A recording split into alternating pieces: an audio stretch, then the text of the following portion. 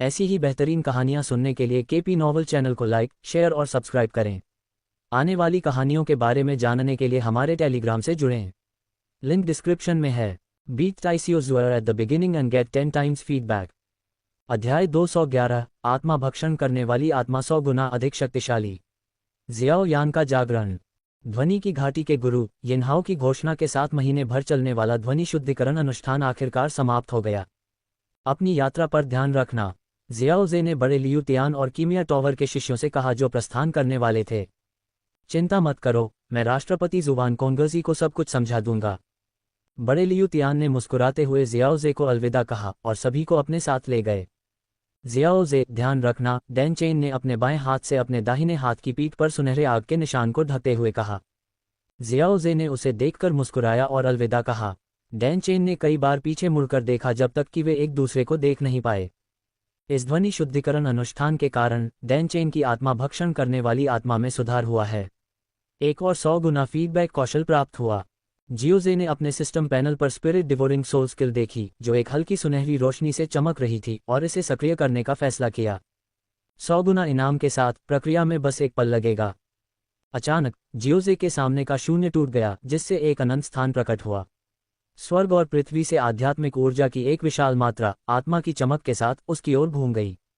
एक पल के लिए उसकी आत्मा उसके शरीर को छोड़कर बिना किसी सीमा के ऊपर उठ गई, जैसे कि वह पूरे डूबी महाद्वीप को देख सकता हो। सबसे ऊंचे शून्य में लटकी हुई उसकी आत्मा ने पूरे डूबी महाद्वीप को देखा, एक अनोखी अनुभूति का अनुभव किया जो उसने पहले कभी महसूस नहीं की थी। उसकी आत्मा के दृष्टिकोण से डूबी महाद्वीप पर सभी आत्मा रोशनी दिखाई दे रही थी। कुछ पूर्णिमा की तरह चमकदार थे जबकि अन्य जुगनू की तरह छोटे थे। लेकिन चाहे वे मजबूत हों या कमजोर, सभी आत्मा रोशनी जियोजे के लिए संभावित शिकार लग रही थीं। सभी आत्माओं को शिकार मानने की इस भावना ने जियाओजे को सभी प्राणियों पर श्रेष्ठता का एहसास दिलाया। अगले ही पल दृष्टि फीकी पड़ गई और जियाओजे ने पलकें झपकाईं, मानो उसने जो कुछ भी देखा था वह अभी भी उसकी आंखों के सामने था। मुझे उम्मीद नहीं थी कि मैं पूरे डूबी महाद्वीप को इस तरह देख पाऊंगा। जियाओजे ने अपने होठों को हल्के से चाटा, आत्माओं का शिकार करने और उन्हें खाने के लिए उत्सुक। हालांकि उसने जल्द ही अपना सिर हिलाया और अपने भीतर उठती इच्छा को दबाते हुए एक गहरी सांस ली। सौभाग्य से पहली बार जब मैंने 100 गुना कठिन विषाक्त शरीर का अनुभव किया तो मैंने अपनी इच्छाओं को नियंत्रित करना सीखा। जियाओजे ने पाया था कि कई कौशल उसकी इच्छाओं को बढ़ाते हैं। उदाहरण के लिए, जब उसने किंग लिन की 100 गुना 3 फूल वाली हरी सांप की आंखों को स्वीकार किया तो उसे सभी सांपों पर सर्वोच्च शक्ति का एहसास हुआ। दृढ़ इच्छा शक्ति के बिना वह सर्वोच्च शक्ति की उस भावना में खुद को खो सकता था। इस बार इच्छा आत्माओं को खाने की थी जो इसे और अधिक भयानक और चरम बना रही थी। मुझे आश्चर्य है कि 100 गुना पुरस्कारों में हमेशा विनाश और पुनर्जन्म की भावना शामिल होगी, जियाओजे ने सोचा, क्योंकि वह 100 गुना आत्मा की शक्ति को समझना शुरू कर रहा था। भक्षण करने वाली आत्मा, उसकी आत्मा जो मूल वृक्ष में लंगर डाले हुए थी, शून्य से आत्मा ऊर्जा को अवशोषित करने लगी। आत्मा ऊर्जाओं को भक्षण करने और मूल वृक्ष का उपयोग करने से मेरी आत्मा की वृद्धि दर मेरे डूबी से आगे निकल जाएगी। जियाओजे ने अपनी 2 साधना प्रणालियों की तुलना की और एक आश्चर्यजनक निष्कर्ष पर पहुंचे।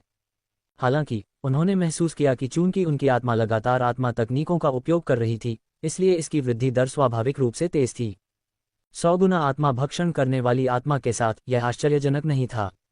अपनी आत्मा को हर पल मजबूत महसूस करते हुए जियाओजे संतुष्टि के साथ मुस्कुराया और जलती हुई लौ घाटी के मंच की ओर बढ़ गया। जलती हुई लौ घाटी इस बार कई लोगों को लेकर आई थी, लेकिन केवल 3 ने ध्वनि शुद्धि अनुष्ठान में भाग लिया। अंत में केवल तांग हुओ एर ही सफल हुई। इससे पता चला कि तांग हुओ एर में काफी प्रतिभा थी, हालांकि उसके अस्थिर चरित्र ने उसे पीछे रखा, अन्यथा उसकी उपलब्धियां और भी बड़ी हो सकती थीं। तांग गु जू, जियाओजे ने मुस्कुराते हुए अभिवादन किया। क्या जलती हुई ज्वाला घाटी में जाने का समय आ गया है? घाटी के नेता तांग जेन ने मुस्कुराते हुए कहा कि तांग हुओ एर ने जियोजी को उत्सुकता से देखा, उसकी असाधारण प्रतिभा से चकित होकर। बेशक, तांग जेन ने हंसते हुए जवाब दिया। जियाओजे, क्या पुराने यिन ने तुम्हें भर्ती करने की कोशिश नहीं की? ओह, साउंड वैली के मास्टर ने मुझे रहने के लिए आमंत्रित किया, लेकिन मैंने पहले ही तांग गुजू से वादा किया था, इसलिए मैं अपना वचन नहीं तोड़ सकता था। जियाओजे ने समझाया, याद करते हुए कि साउंड वैली के मास्टर ने जाने से पहले उसे कैसे मनाने की कोशिश की थी। हाँ, लगता है मैं भाग्यशाली था। तांग जेन अच्छे मूड में था। इसके बाद उन्होंने लंबी यात्रा शुरू की। हालांकि बनिंग फ्लेम वैली और साउंड वैली दक्षिण पश्चिम में थे, लेकिन उनके क्षेत्र बहुत बड़े थे। हालांकि उनका संपर्क था, लेकिन उनके मुख्य शहरों के बीच कोई सीधी स्थानिक सुरंग नहीं थी। इसलिए उन्हें बनिंग फ्लेम वैली द्वारा नियंत्रित निकटतम शहर की यात्रा करनी पड़ी और वहां पहुंचने के लिए स्थानिक सुरंग का उपयोग करना पड़ा। बनिंग फ्लेम वैली के पास तांग जेन ने पूछा, जियाओजे, क्या तुम प्राचीन अवशेष देखना चाहोगे? उल्लेख किया, क्या इसमें बहुत समय नहीं लगेगा? जियोजे ने दिलचस्पी से पूछा।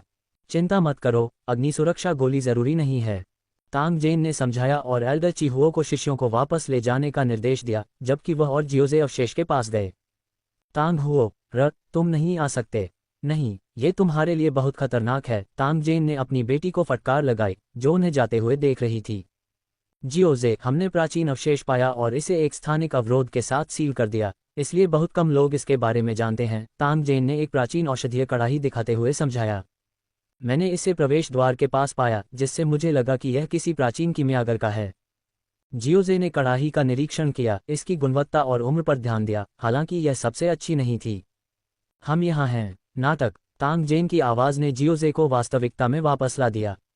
जैसे ही शून्य मुड़ा, एक आकृति दिखाई दी।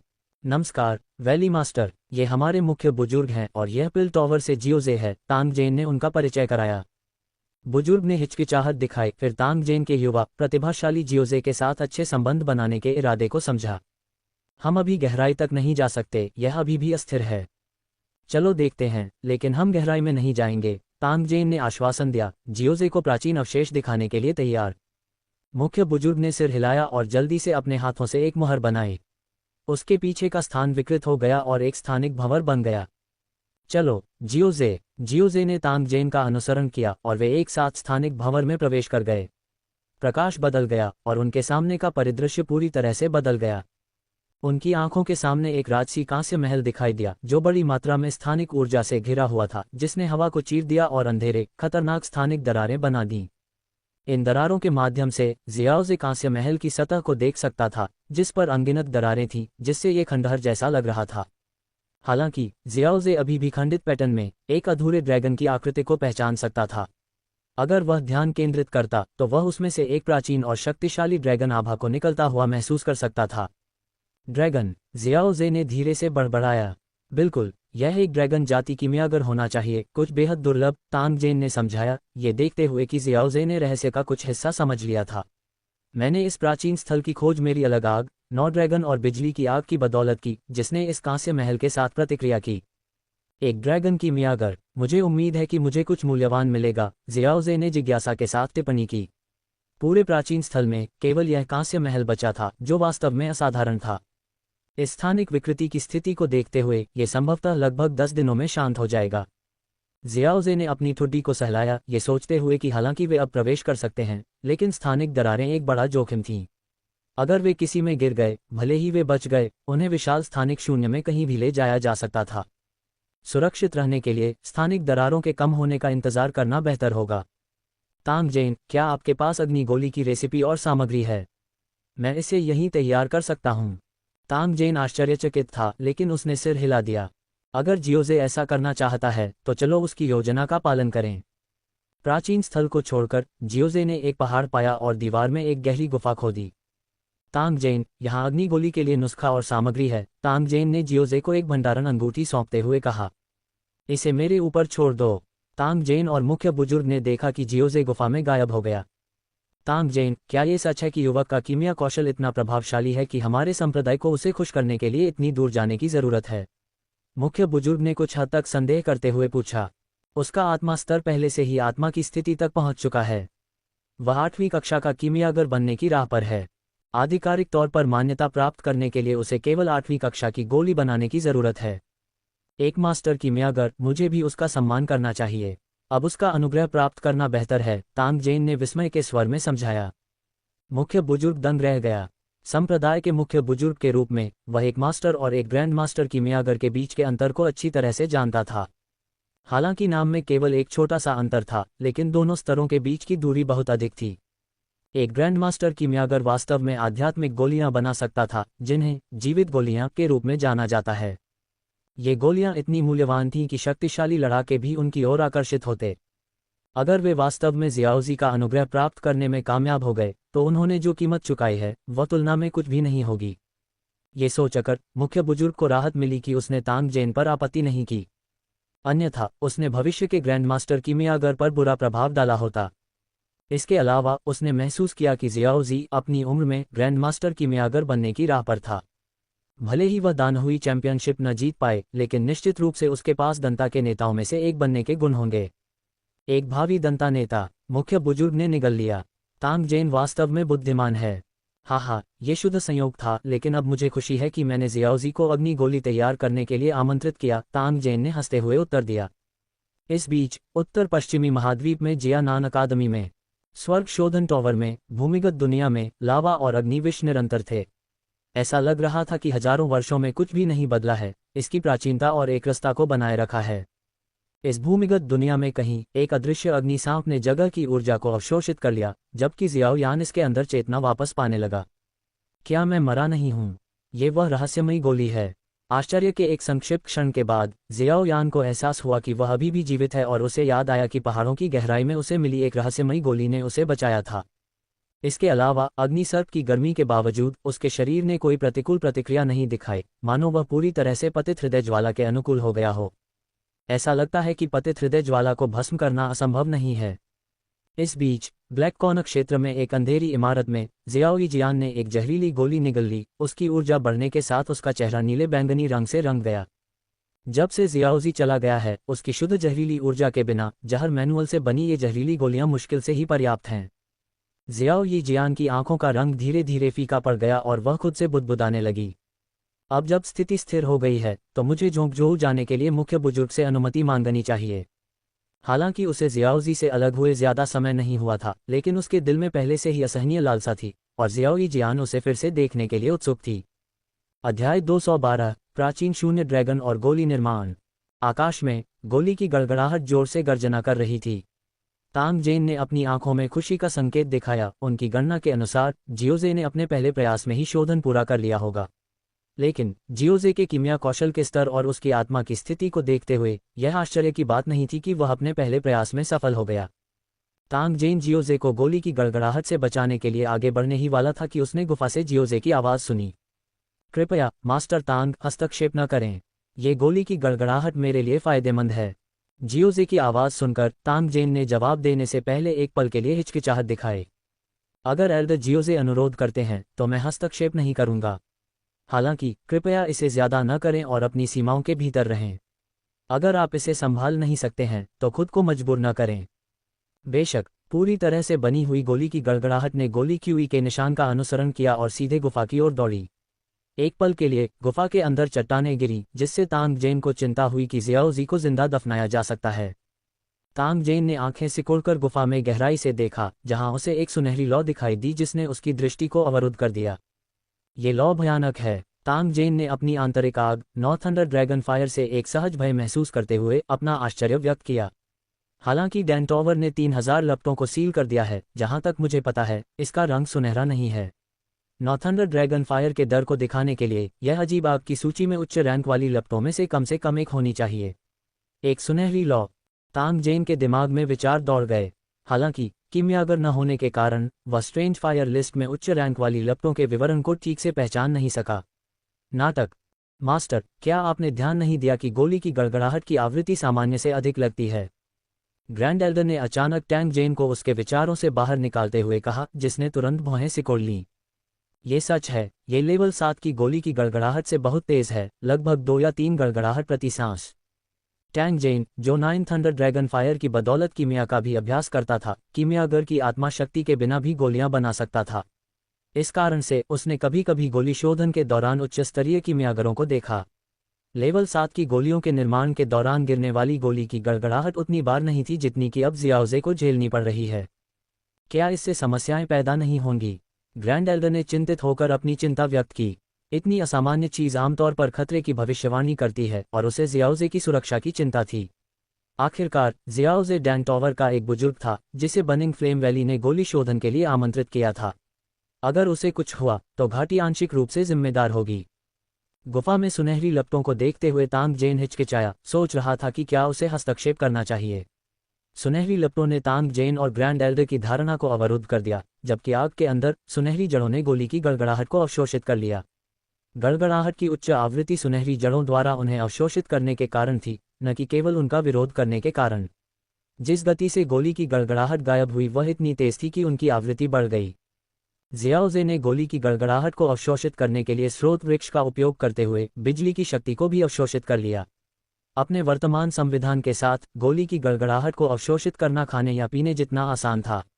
जियाओजे ने अपने शरीर में बिजली की बढ़ती शक्ति को महसूस करते हुए देखा कि सुनहरी जड़ें गोली की गड़गड़ाहट को चीरती हुई उन्हें बिजली के सांपों में बदल देती हैं जो गुफा को भर देते हैं।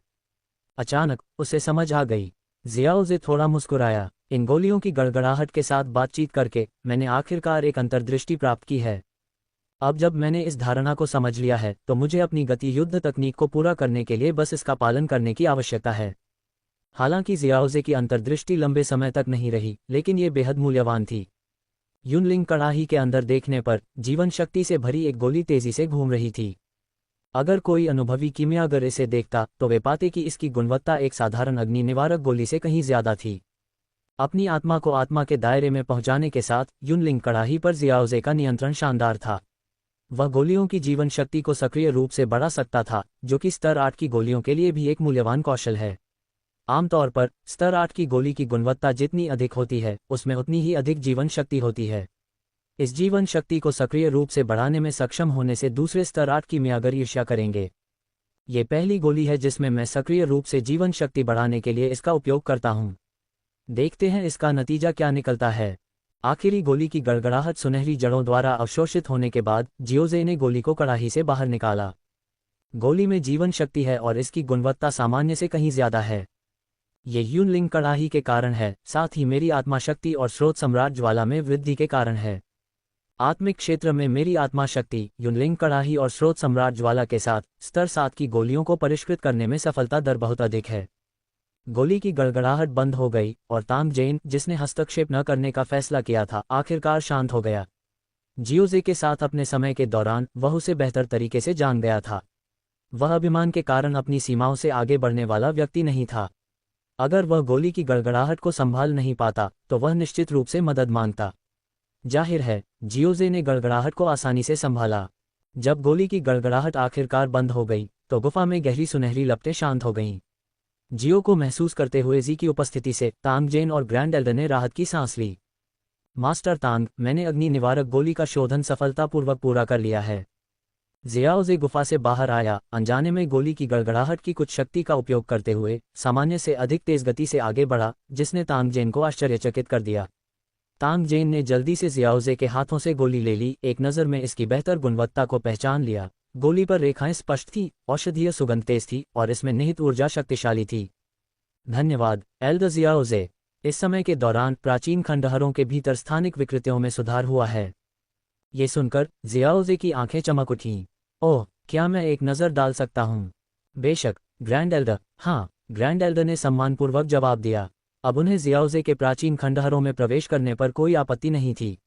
एक कीमियागर की उपस्थिति जो जल्द ही एक स्तर 8 मास्टर बनने वाला था, बर्निंग फ्लेम वैली के लिए उसके साथ अत्यंत सम्मान से पेश आने के लिए पर्याप्त था, यहाँ तक कि ग्रैंड एल्डर को भी विनम्र होना पड़ा। कुछ ही समय बाद ग्रैंड एल्डर ने प्राचीन खंडहरों के लिए एक स्थानिक पोर्टल खोला।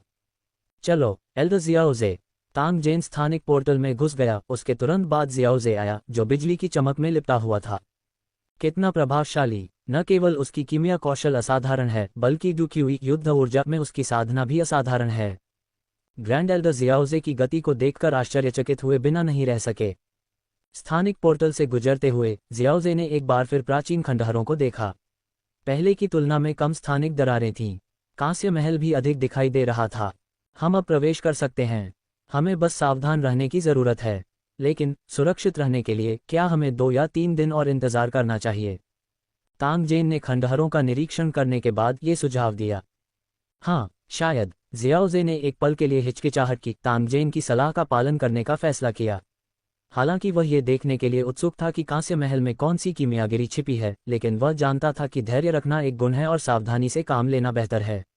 कोई जल्दबाजी नहीं थी, क्योंकि खंडहरों के लिए कोई भी उसके साथ प्रतिस्पर्धा नहीं कर रहा था। अध्याय 213 सिस्टम पिल। पवित्र शरीर को परिष्कृत करने वाली दवा। हुन्युवान जियोदान पिल एक तरह की सिस्टम मेडिसिन लगती है। जियाओजे शुरू में हुन्युवान जिउदानपिल के प्रभाव देखना चाहता था, लेकिन कांस्य भित्ति चित्र अचानक उस बिंदु पर बंद हो गया। इसके बाद नायक ने प्राचीन ताइक्सू ड्रैगन जनजाति के भीतर संघर्ष के कारण एक महत्वपूर्ण बदलाव का अनुभव किया, जिसके कारण उसे शून्य में जाना पड़ा। इस बदलाव ने उसे गहराई से प्रभावित किया, जिससे वह जिद्दी और थोड़ा पागल हो गया। वह हुन्युवान जिउदानपिल को पूर्ण करना चाहता था, लेकिन अंतिम पिल बनाने में कभी कामयाब नहीं हुआ। अपने जीवन के अंत तक इस ताइक्सू ड्रैगन कीमियागर ने हुन्युवान जिउदानपिल को कभी पूरा नहीं किया। अंतिम भित्ति चित्र में ताइक्सू ड्रैगन कीमियागर ने अपनी अंतिम वसीयत छोड़ी। उम्मीद है कि शून्य में कांस्य महल खोजने वाला कोई व्यक्ति हुन्युवान जिउदानपिल को पूरा कर सकता है। ये देखकर जियाओजे ने आह भरी। उसने सोचा कि एक और कीमियागर जो इतिहास बनाना चाहता है। इस प्रकार की प्रणाली की गोली कीमिया की दुनिया में अत्यंत दुर्लभ है। कम से कम जियाओजे ने कभी ऐसा कुछ नहीं सुना था।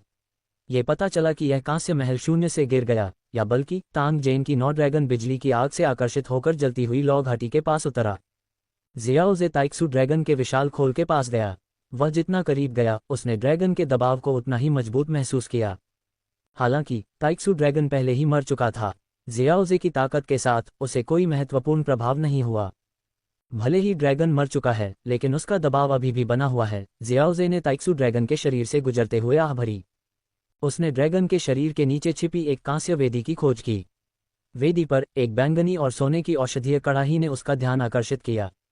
जल्दी से वह औषधीय कड़ाही के पास गया।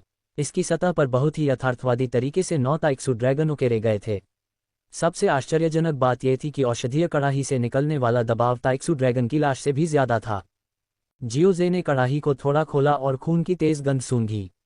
कड़ाही के अंदर ताइक्सू ड्रैगन के खून का आधा बर्तन था। इस खून में, जो जीवन शक्ति से भरा था, एक अधूरी गोली तैर रही थी।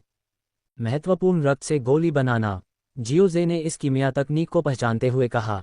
हालांकि मानव कीमियागरों के पास आमतौर पर ऐसा करने के लिए पर्याप्त महत्वपूर्ण रक्त नहीं होता है। केवल जादुई जानवर कीमियागर ही इसे वहन कर सकते हैं।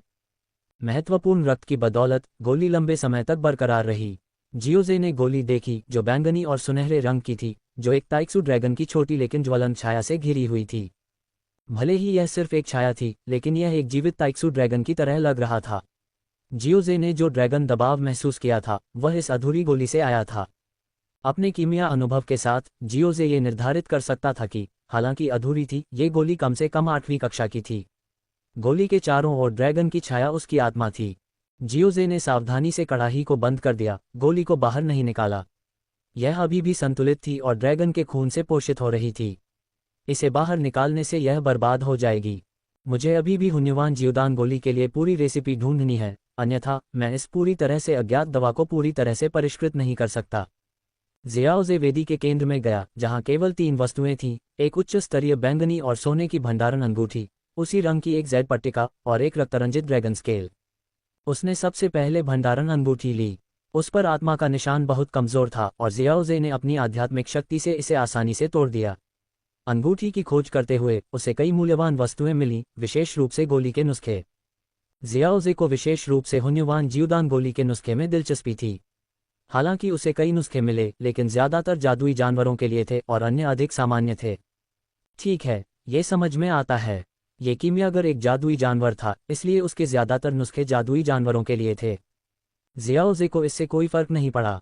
कीमिया के अपने स्तर पर अलग अलग तरह के नुस्खे ढूंढने से उसे फायदा ही हो सकता था। इसके अलावा उसे कीमियागर का नाम भी मिल गया, जुयांग। ड्रामा। जियाओजे को सबसे ज्यादा हैरानी इस बात से हुई कि उसे रिंग में हुन्युवान जिउदान पिल का नुस्खा नहीं मिला।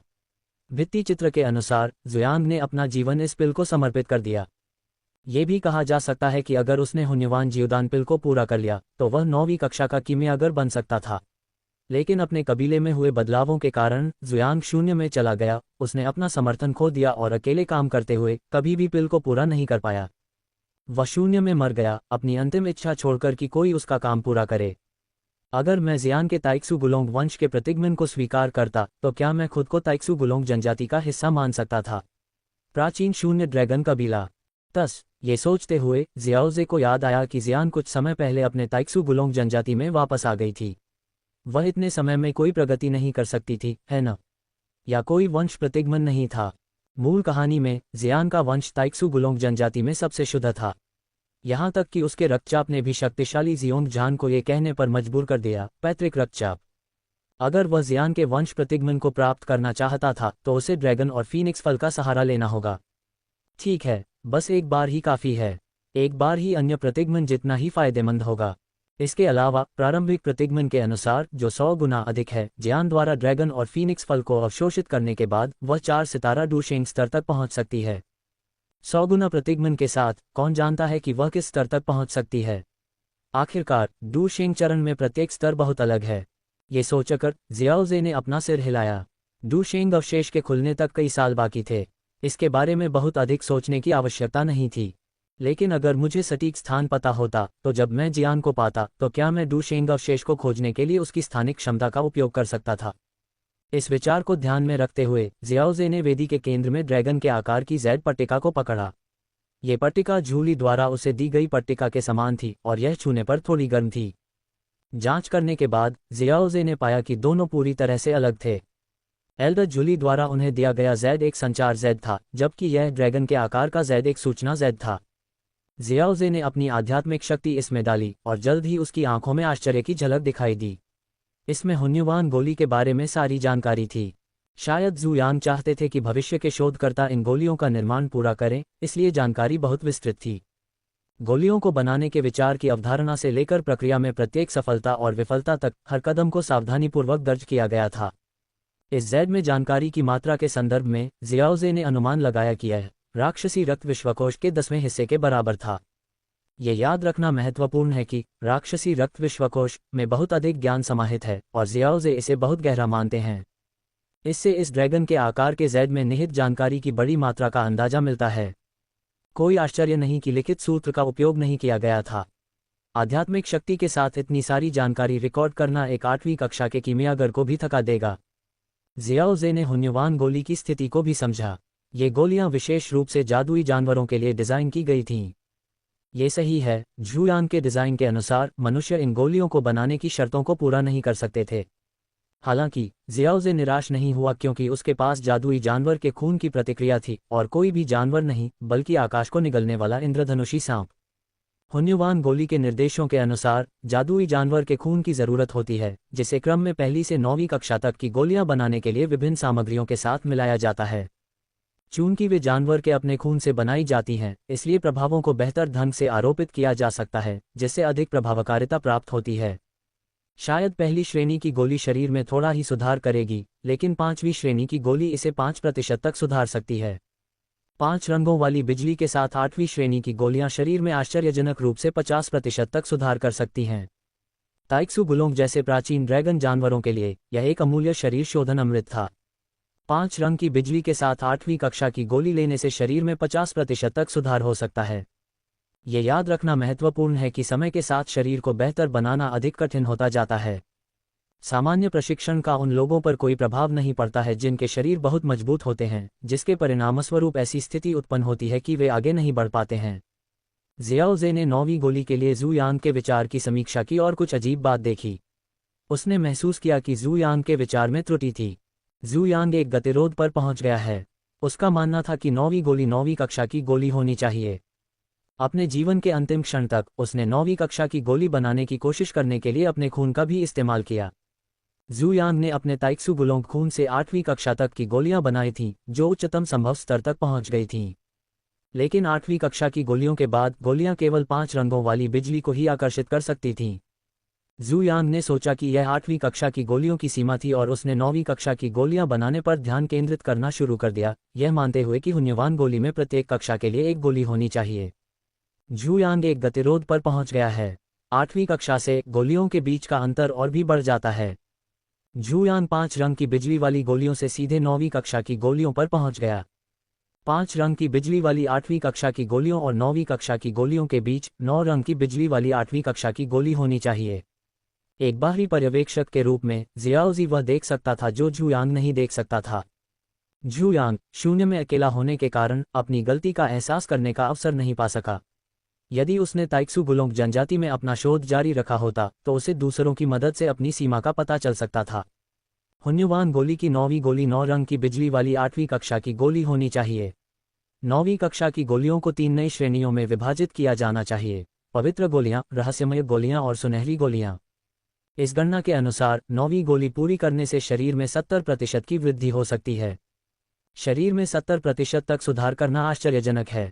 ये वास्तव में शरीर को निखारने वाला अमृत कहलाने लायक है। लेकिन मैं 9वीं कक्षा की गोलियों का अनुमान नहीं लगा सकता क्योंकि अंतर बहुत ज्यादा है। जब जियाओजे को होश आया तो उसे एहसास हुआ कि वह 2 पूरे दिनों तक हुन्युवान गोली की जानकारी में डूबा रहा था। जैसा कि मैंने सोचा था, कीमियागरों को ज्ञान का आदान प्रदान करना चाहिए। हुन्युवान गोली की समीक्षा करने के बाद मुझे कीमिया की बेहतर समझ है। सिर्फ मेरी कीमिया को बेहतर बनाने के मामले में यह यात्रा पहले से ही सार्थक रही है। इस उच्च गुणवत्ता वाली अंगूठी में संग्रह का तो कहना ही क्या। जियाओजे ने ड्रैगन के आकार के जेड को बाद में और जांचने के लिए संग्रहित किया। 2 दिनों में हुन्युवान गोली को पूरी तरह से समझने का दिखावा करना बहुत महत्वाकांक्षी होगा क्योंकि यह जुयान के जीवन का काम था। गहरी सांस लेते हुए जियाओजे ने वेदी के केंद्र में अंतिम वस्तु को देखा, एक रक्तरंजित बैंगनी सोने का ड्रैगन स्केल। जियाओजे ने इसे उठाया और कोई प्रतिरोध नहीं पाया। तराजू अभी भी गर्म और खून से सना हुआ था, बिल्कुल भी नहीं टपक रहा था। हालांकि यह ड्रैगन तराजू रहस्यमय था, लेकिन इसने अपने रहस्यों को जियाओजे को नहीं बताया। ये ताइक्सू गुलोंग जनजाति से विरासत में मिला तराजू होना चाहिए। उनके खून के बिना मैं इसका उपयोग नहीं कर सकता। लेकिन मैंने इस यात्रा से पहले ही बहुत कुछ हासिल कर लिया है, मुझे और नहीं मांगना चाहिए। जब मैं जियान से मिलूंगा तो मैं उसे ये तराजू दूंगा।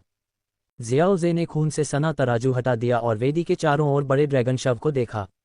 उसने एक खाली उच्च गुणवत्ता वाली अंगूठी निकाली और लाश को अंदर रख दिया। उसे ड्रैगन के खून में कोई दिलचस्पी नहीं थी। आखिरकार यह जियान का रिश्तेदार था और वह इसका खून नहीं निकाल सकता था। वह केवल ये चाहता था कि जियान अपने कबीले के इस बुजुर्ग को ड्रैगन द्वीप पर दफना दे और उसे उसके घर वापस लौटा दे। जुयांग ने एक महान विरासत छोड़ी थी जिसने जियाओजे की मदद की, इसलिए जियाओजे बदले में कुछ करना चाहता था। यदि संभव हुआ तो जियोजे हुन्युवान जियोदान गोली को भी पूरा करने का प्रयास करेगा। अध्याय 214 मेडुसा प्रकट होती है। कठपुतली को नियंत्रित करना। जुयांग के शरीर को इकट्ठा करने के बाद वेदी पर केवल ताइक्सू ड्रैगन जनजाति के शिलालेखों वाला कड़ाही बचा था। ये कड़ाही प्राचीन ताइक्सू ड्रैगन जनजाति की होनी चाहिए। आखिरकार ताइक्सू ड्रैगन जनजाति का एक लंबा इतिहास है। यह असंभव है कि उन्होंने समय के साथ कीमियागरों का ज्ञान जमा न किया हो। जियाओजे ने कड़ाही पर कई आत्मा के निशान देखे जो संभवतः ताइक्सू ड्रैगन जनजाति के कीमियागरों की पीढ़ियों द्वारा छोड़े गए थे। इतने सारे ओवरलैपिंग निशानों के साथ कड़ाही का उपयोग केवल ताइक्सू ड्रैगन जनजाति के खून वाले व्यक्ति द्वारा किया जा सकता था। जियाओजे को कड़ाही में बहुत दिलचस्पी नहीं थी क्योंकि उसके लिए यूनिलिंग कड़ाही पर्याप्त थी। उच्च स्तरों पर उसकी अपनी संघनित लपटों से बनी कड़ाही तियानडिंग सूची की कड़ाही से कम नहीं होगी। आखिरकार कीमिया के उच्चतम स्तर पर शाही गोलियां बनाई जा सकती हैं। वह कीमिया तकनीक जो स्वर्ग और पृथ्वी को मिला सकती है, तियानडिंग सूची में सबसे अच्छे कड़ाही द्वारा भी समर्थित नहीं हो सकती। जियाओजे कड़ाही के सामने खड़ा था, उसे पता था कि वह इसके अंदर की गोली को परिष्कृत नहीं कर सकता। या बल्कि हुन्युवान जियोदान गोलियों की अवधारणा के अनुसार भले ही वह गोली को परिष्कृत करने में कामयाब हो जाए, कोई भी इसे नहीं खा सकता, यहाँ तक कि ताइक्सू ड्रैगन जनजाति के सदस्य भी नहीं। ऐसा इसलिए है क्योंकि गोली को जुयांग के रक्तसार से परिष्कृत किया गया था और केवल वही इसे खा सकता था। ये हुन्युवान जियोदान गोलियों की सीमाओं में से एक है, उनकी उच्च विशिष्टता। जुयांग के नोट्स के अनुसार ये गोली 9 ग्रेड ट्रेजरपिल की सामग्री पर आधारित है, लेकिन उसने इसे कभी पूरा नहीं किया। मैं इसे डाउनग्रेड करने और इसके बजाय इसे 8 ग्रेड 9 रंगीन बिजली की गोली के रूप में परिष्कृत करने पर विचार कर सकता हूँ। जियाओजे ने खुद से सोचा। हालांकि उसने अभी तक 8 ग्रेड की गोली को परिष्कृत नहीं किया था, इसलिए 8 ग्रेड 9 रंगीन बिजली की गोली का प्रयास करना बुद्धिमानी नहीं थी। जब वह सोच रहा था तो उसकी कलाई पर इंद्रधनुषी सर्प, जिसे टुंटियन मैन कहा जाता है, धीरे धीरे जाग गया। कड़ाही से खून की हल्की गंध से आकर्षित हुआ। छोटा इंद्रधनुषी सर्प अपनी आंखों में जिज्ञासु नजर के साथ जियाओजे के हाथ से रगड़ा। जियाओजे अपने विचारों से उबरते हुए सर्प को देखा और उसके सिर पर एक छोटा सा थपकी दिए बिना नहीं रह सका। उसने इंद्रधनुषी सर्प को किंगलिन की देखभाल में छोड़ दिया था और उस समय के दौरान उसने कई बैंगनी क्रिस्टल स्रोतों का सेवन किया था जिससे वह अक्सर सो जाता था। जियाओजे को यह देखकर तसल्ली हुई कि उसकी शक्ति लगातार बढ़ रही थी, जिससे ये सुनिश्चित हो गया कि कोई समस्या नहीं थी। नहीं छोटे, न तो ताइक्सू ड्रैगन जनजाति का खून और न ही वह गोली ऐसी चीज है जिसे तुम संभाल सकते हो। जियाओजे ने बैंगनी क्रिस्टल स्रोतों की आखिरी बोतल निकाली और उसे छोटे सर्प को दे दिया। वह नहीं चाहता था कि सर्प कड़ाही से खून पी ले, क्योंकि वह इसे संभाल नहीं सकता था और गोली बर्बाद होने से बचाना चाहता था। प्लॉप प्लॉप छोटे सर्प ने धीरे से बोतल को थपथपाया और जियाओजे को एहसास हुआ कि उसने सोचते सोचते सभी बैंगनी क्रिस्टल स्रोतों को खत्म कर दिया था। वाह छोटे, क्या तुम्हारी भूख इतनी बढ़ गई है? जियाओजे ने सर्प की आंखों में लालसा देखी और अपने स्टोरेज रिंग से एक और जेड बोतल निकालते हुए हार मानकर मुस्कुराया। बोतल से निकलने वाली मजबूत ऊर्जा ने सर्प का ध्यान आकर्षित किया, जिसने उत्सुकता से अपने होंठ चाटे। यह एक उच्च स्तरीय जादुई जानवर का रक्तसार है छोटे, इसका संयम से उपयोग करो। जियोजे ने बोतल खोली और उसमें से रक्तसार की एक बूंद निकाली और उसे छोटे सांप को दे दिया। सांप ने तुरंत उसकी उंगली को चूसा और रक्तसार को सोख लिया। थोड़ी देर बाद, जब सांप अभी भी उसकी उंगली से चिपका हुआ था, जियोजे ने उसे हिलाने की कोशिश की, ये सोचकर कि वह खेल रहा है, लेकिन सांप इंद्रधनुषी रोशनी से चमकने लगा। उसकी उंगली पर वजन और बनावट का एहसास बदल गया, वह मुलायम और रेशमी हो गई। जब रोशनी फीकी पड़ गई, तो मेडुसा का आकर्षक और परिपूर्ण चेहरा जियोजे के सामने प्रकट हुआ। अपने मुलायम, पतले होंठों को जियाओजी की उंगली के इर्द गिर्द लपेटे हुए, उसके चेहरे पर हल्की लाली और शर्मीली नजर आ रही थी। रानी मेडुसा, जियाओजी ने आश्चर्य से पूछा, उसे समझ में नहीं आ रहा था कि मेडुसा उस पल क्यों प्रकट हुई थी। मेडुसा ने अपनी उंगली छोड़ दी, उसके होंठों और जियाओजी की उंगली के बीच एक चांदी का धागा छोड़ते हुए एक जटिल अभिव्यक्ति के साथ। क्या हुआ? क्या तुम मुझे देखना नहीं चाहते, या तुम मुझे सिर्फ एक पालतू जानवर के रूप में चाहते हो? उसकी आवाज़ थोड़ी नाखुश थी, जिसने जियाओजी और यहाँ तक कि खुद को भी हैरान कर दिया। जियाओजी के साथ मेडुसा का रिश्ता जियाओयान के साथ उसके मूल रिश्ते जैसा नहीं था, जहां वह उसे मारना चाहती थी। इसके विपरीत, उसके विकास से पहले वे दोनों एक दूसरे के साथ अच्छी तरह से रहते थे। मेडुसा, सांप लोगों की रानी होने के नाते, और जियाओजी, एक मानव साधक, के बीच एक असामान्य रिश्ता था। अन्य मनुष्यों के प्रति उसके रवैये के विपरीत, मेडुसा का जियाओजी के प्रति सकारात्मक दृष्टिकोण था। मुख्य कारण ये था कि जियाओजे ने अपनी पहली मुठभेड़ में उसे हरा दिया था, अपनी स्थिति को संतुलित किया था और एक तरह से उसे अपने से ऊपर रखा था। इससे उसका रानी जैसा गर्व उसके सामने प्रकट नहीं हो पाया, जिससे उसके मन पर एक गहरी छाप रह गई। इसके अलावा, जब वे दूसरी बार मिले, तो जियाओजे ने उसे एक कीमती 7 ग्रेड की गोली, रिवाइवल पिल दी, जिससे उसकी जान बच गई। इस जीवन रक्षक कार्य ने जियाओजे के प्रति उसकी सकारात्मक धारणा को और बढ़ा दिया, जिससे उसके प्रति उसकी भावनाएं जटिल हो गईं। मनुष्यों के प्रति अपनी सामान्य शत्रुता के बजाय, मेडुसा को जियाओजे के बारे में अच्छी धारणा थी। बाद में, वे सहमत हुए कि वह अपने विकास में उसकी मदद के बदले में उसकी अंगरक्षक बनेगी, जिससे वे एक दूसरे को बेहतर तरीके से जान सकेंगे।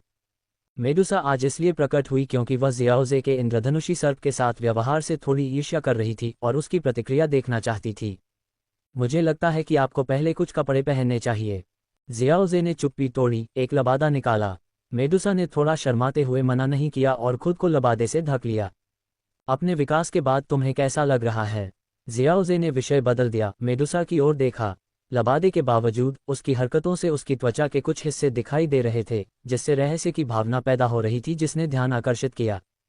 तनाव को कम करने के लिए, जियाओजे ने उसकी वर्तमान स्थिति के बारे में पूछा। मेरी आत्मा इंद्रधनुषी सर्प के साथ अच्छी तरह से घुल मिल गई है, अब मैं धीरे धीरे नियंत्रण कर सकती हूँ। ईमानदारी से जवाब देने से पहले मेडुसा एक पल के लिए झिझकी। जियाओजे ने मूल स्थिति से अंतर को देखते हुए एक भान उठाए। जल्द ही उसे समझ में आ गया। मूल कहानी में, मेडुसा जियाओयान को मारना चाहती थी, जबकि इंद्रधनुषी सर्प उसकी रक्षा करना चाहता था, जिससे संघर्ष हुआ। लेकिन इस मामले में, मेडुसा का अपने विकास से पहले ही जियाओजे के साथ दोस्ताना रिश्ता था। इसके अलावा, जियाओजे उसका उद्धार करता था, इसलिए उसके पास उसके प्रति शत्रुतापूर्ण इरादे रखने का कोई कारण नहीं था। इसलिए उनके बीच कोई संघर्ष नहीं था और विलय काफी सफल रहा था। और चूंकि इंद्रधनुषी सर्प एक नवजात आत्मा थी, विलय में मेडुसा ही प्राथमिक नियंत्रण लेगी। इसलिए भले ही स्थिति थोड़ी बदल गई थी, लेकिन जियाओजे के लिए वर्तमान स्थिति अभी भी प्रबंधनीय थी। जब जियाओजे चुप हो गया, तो मेडुसा ने अपने होंठ को थोड़ा सा काटा और फिर धीरे से कहा, चिंता मत करो, मैं अपना वादा नहीं तोड़ूंगी। बेशक, मुझे तुम पर विश्वास है, जियाओजे ने मुस्कुराते हुए कहा, जिसने मेडुसा को हैरान कर दिया। मेडुसा ने थोड़ा सा भौहें से कुढ़ी, जियाओजे के उसके प्रति रवैये को पूरी तरह से समझने में असमर्थ।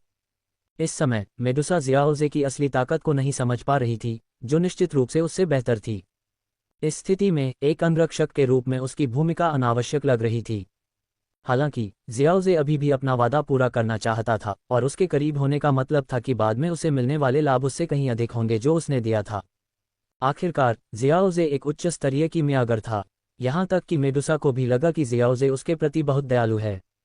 रेगिस्तान में उसे हराने और उसकी जान बचाने से लेकर उसे रिवाइवल पिल के साथ सांप के मंदिर में पुनर्जीवित करने और फिर उसे विकसित करने के लिए बड़ी मात्रा में स्वर्गीय और सांसारिक आध्यात्मिक संसाधनों को समर्पित करने तक, मेडुसा ने खुद से सोचा कि उसने अब तक जियाओजे को वास्तव में कितनी मदद की है। अपने दिल में कर्ज की भावना महसूस करते हुए वह कुछ हद तक भ्रमित भी थी। क्या उसने उस पर ध्यान दिया था? जियाओजे के साथ इंद्रधनुष सर्प के संरक्षक के रूप में मेडुसा जानती थी कि जियाओजे की पहचान के बारे में उसकी पिछली धारणाएं गलत थीं। जियाओजे एक बूढ़ा साधु राक्षस नहीं था, बल्कि एक सच्चा प्रतिभाशाली व्यक्ति था। इस बारे में सोचते हुए मेडुसा अपने लबादे को ठीक करने से खुद को रोक नहीं पाए। जियाओजे मेडुसा के आंतरिक संघर्ष से अनजान था, और बेशक भले ही वह जानता हो, वह इसे स्पष्ट रूप से नहीं कह सकता था। क्या ऐसा हो सकता है कि उसने मेडुसा के विकास के बाद उससे इंद्रधनुष सर्प वंश की विरासत को पाने की लालसा की हो? ठीक है, चूंकि तुम शायद ही कभी खुद को दिखाते हो, तो एक अंगरक्षक के रूप में अपना कर्तव्य निभाओ, जियोजे ने औषधीय कड़ाही उठाने के बाद कहा। ठीक है, मेडुसा ने धीरे से सिर हिलाया, जियोजे का ईमानदारी से अनुसरण करते हुए। इस बीच जियोजे ने प्राचीन कांस्य महल में गहन खोज की। हालांकि उसे कुछ लूट मिली, लेकिन यह वेदी पर प्राप्त की गई चीज़ों की तुलना में नहीं थी। ये पर्याप्त है, इस बार फसल काफी समृद्ध है, जियोजे ने मेडुसा से कहा। फिर दोनों महान कांस्य हॉल के मुख्य द्वार पर पहुंचे। जैसे ही वे बाहर निकले, मेडुसा को अचानक एक दमनकारी आतंक महसूस हुआ। अगले ही पल मेडुसा सहज रूप से जियोजे के सामने खड़ी हो गई और 7 रंगों वाली लंबी तलवार प्रकट की। जियोजे, खतरा है, भागो, मैं उन्हें रोक दूंगी, मेडुसा ने कहा। मेडुसा को अपने सामने खड़ा देखकर जियोजे एक पल के लिए हैरान रह गया, लेकिन जल्द ही उसे एहसास हुआ कि ये 2 स्वर्ग दानव फीनिक्स कठपुतलियां थीं। जियाओजे ने ऊपर देखा और पाया कि दोनों उसे देख रहे थे, या शायद उसके हाथ में बैंगनी सोने की अंगूठी को। ऐसा लगता है कि यह बैंगनी सोने की अंगूठी या इसके अंदर कुछ ऐसा है जो उन्हें मुझे दुश्मन के रूप में नहीं देखता है, लेकिन मेडुसा को वह दुश्मनी महसूस होती है, जियाओजे ने सोचा। हालांकि वह 2 मजबूत डूजोन स्तर के लड़ाकों के दबाव का सामना कर रही है, मेडुसा अभी भी मेरे सामने मजबूती से खड़ी है। ये सब समझने के बाद जियाओजे को अपने दिल में एक गर्मजोशी महसूस हुई, चाहे वह उनके बीच हुए समझौते की वजह से हो या किसी और वजह से। ये तथ्य कि मेडुसा इस महत्वपूर्ण क्षण में उसके सामने मजबूती से खड़ी हो सकती है, भले ही उसकी जान दांव पर लगी हो, जियाओजे को भावुक कर गया। जियाओजे का दिमाग तेजी से काम करने लगा। सब कुछ समझने के बाद उसने अपना हाथ उठाया और 2 स्वर्ग दानव फीनिक्स कठपुतलियां उसके साथ चलने लगीं। फिर उसने दूसरा हाथ उठाया और धीरे से मेडुसा के कंधे पर थपथपाया। चिंता मत करो, वे कठपुतलियां हैं जिन्हें कांस्य महल के पिछले मालिक ने बनाया था। अब मेरे पास कांस्य महल के मालिक की अंगूठी है, इसलिए वे मेरे प्रति शत्रुतापूर्ण नहीं हैं, जियाओजे ने मेडुसा को आश्वस्त किया। उसने सहज रूप से 2 भव्य स्वर्ग दानव फीनिक्स कठपुतलियों को देखा और राहत की सांस लेने से पहले पुष्टि की कि जियाओजे के शब्द सच थे। क्षमा करें, मैं घबरा गई थी, मेडुसा ने कुछ शर्मिंदगी के साथ माफी मांगी। उसका चेहरा उसकी पिछली कार्रवाई से थोड़ा लाल हो गया था। आमतौर पर मैं ठंडी होती हूँ। मैं एक आदमी के लिए क्यों खड़ी हुई? क्या ये समझौते की वजह से था या कुछ और? मेडुसा भ्रमित थी और अपनी जगह पर खड़ी थी, जबकि जियाओजे ने 2 स्वर्ग दानव फीनिक्स कठपुतलियों में रुचि दिखाई। शुरू में जियाओजे का उन्हें स्वीकार करने का कोई इरादा नहीं था, क्योंकि वे बेहद शक्तिशाली लग रहे थे। लेकिन अब ऐसा लग रहा था कि इसे सुरक्षित रूप से करने का कोई तरीका हो सकता है। जियाओजे ने खून से सने ड्रैगन के तराजू और ड्रैगन के आकार की जेड प्लेट निकाली। इन 2 वस्तुओं को देखने पर 2 स्वर्ग दानव फीनिक्स कठपुतलियां तुरंत चली गईं और जियाओजे के सामने घुटने टेक दिए। नाटक! ये देखकर मेडुसा ने आश्चर्य में अपना मुंह खोला। ये 2 कठपुतलियां, जिन्हें वह भयानक पाती थीं, जियाओजे के सामने घुटने टेक रही थीं। जियाओजे ने ड्रैगन के तराजू और जेड प्लेट को पकड़ रखा था। हालांकि उसे यकीन नहीं था कि दोनों में से किस वस्तु का प्रभाव हो रहा था, लेकिन परिणाम ही मायने रखता था। आत्मा की ऊर्जा रिसकर दोनों कठपुतलियों के शरीर में प्रवेश कर गई, और गहन खोज के बाद उसने पाया कि उनके अंदर आत्मा के निशान रह गए हैं। लंबे समय तक रहने के कारण ये आत्मा के निशान बेहद कमजोर हो गए थे। जियाओजे ने आसानी से उन्हें अपने निशान से बदल दिया और अपनी आत्मा के निशान को वहीं छोड़ दिया। जल्द ही जियाओजे ने अपने सामने मौजूद 2 कठपुतलियों के साथ एक संबंध स्थापित कर लिया। हाँ, मुझे इस बार 2 डूजून स्तर की कठपुतलियां मिलने की उम्मीद नहीं थी। कठपुतलियों को सफलतापूर्वक वश में करने के बाद जियाओजे खुद को हंसने से रोक नहीं पाया।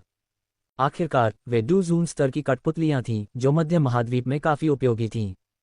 सावधानीपूर्वक जांच करने के बाद उसने पाया कि दोनों कठपुतलियों की ताकत 5 सितारा डूजून स्तर के आसपास थी। मूल रूप से उनकी ताकत और भी अधिक भयानक थी, लेकिन समय बीतने के कारण ये कम हो गई थी। लेकिन जियाओजे काफी संतुष्ट था। मुझे नहीं पता कि मरने से पहले तुम कितने शक्तिशाली थे कि तुम 2 डूज़न हेवन डेमन फीनिक्स कठपुतलियों को परिष्कृत कर सकते थे। जियाओजे ने अपने दिल में सोचा, जबकि मेडुसा ने अपने होठों को सिकोड़ लिया, कम उपयोगी महसूस करते हुए। जियाओजे, हमने प्राचीन खंडहरों की जांच पूरी कर ली है। अब मुझे वापस सोने की जरूरत है। मेडुसा ने चुपके से खुद को चुनौती दी, अगली बार और भी अधिक ताकत के साथ जागने का दृढ़ संकल्प किया। ये कहते हुए जियाओजे की प्रतिक्रिया की प्रतीक्षा किए बिना वह एक छोटे से 7 रंग के सांप में बदल गई जो जियाओजे की बाह के चारों ओर लिपटा हुआ था। जियाओजे ने धीरे धीरे गिरते हुए लबादे को पकड़ लिया और उसे रख लिया, इसके बारे में ज्यादा नहीं सोचा। मेडुसा के लिए रेनबो सरपेंट आत्मा के साथ विलय करना और सोते रहना सामान्य था। ये कीमिया टॉवर पर लौटने का समय है।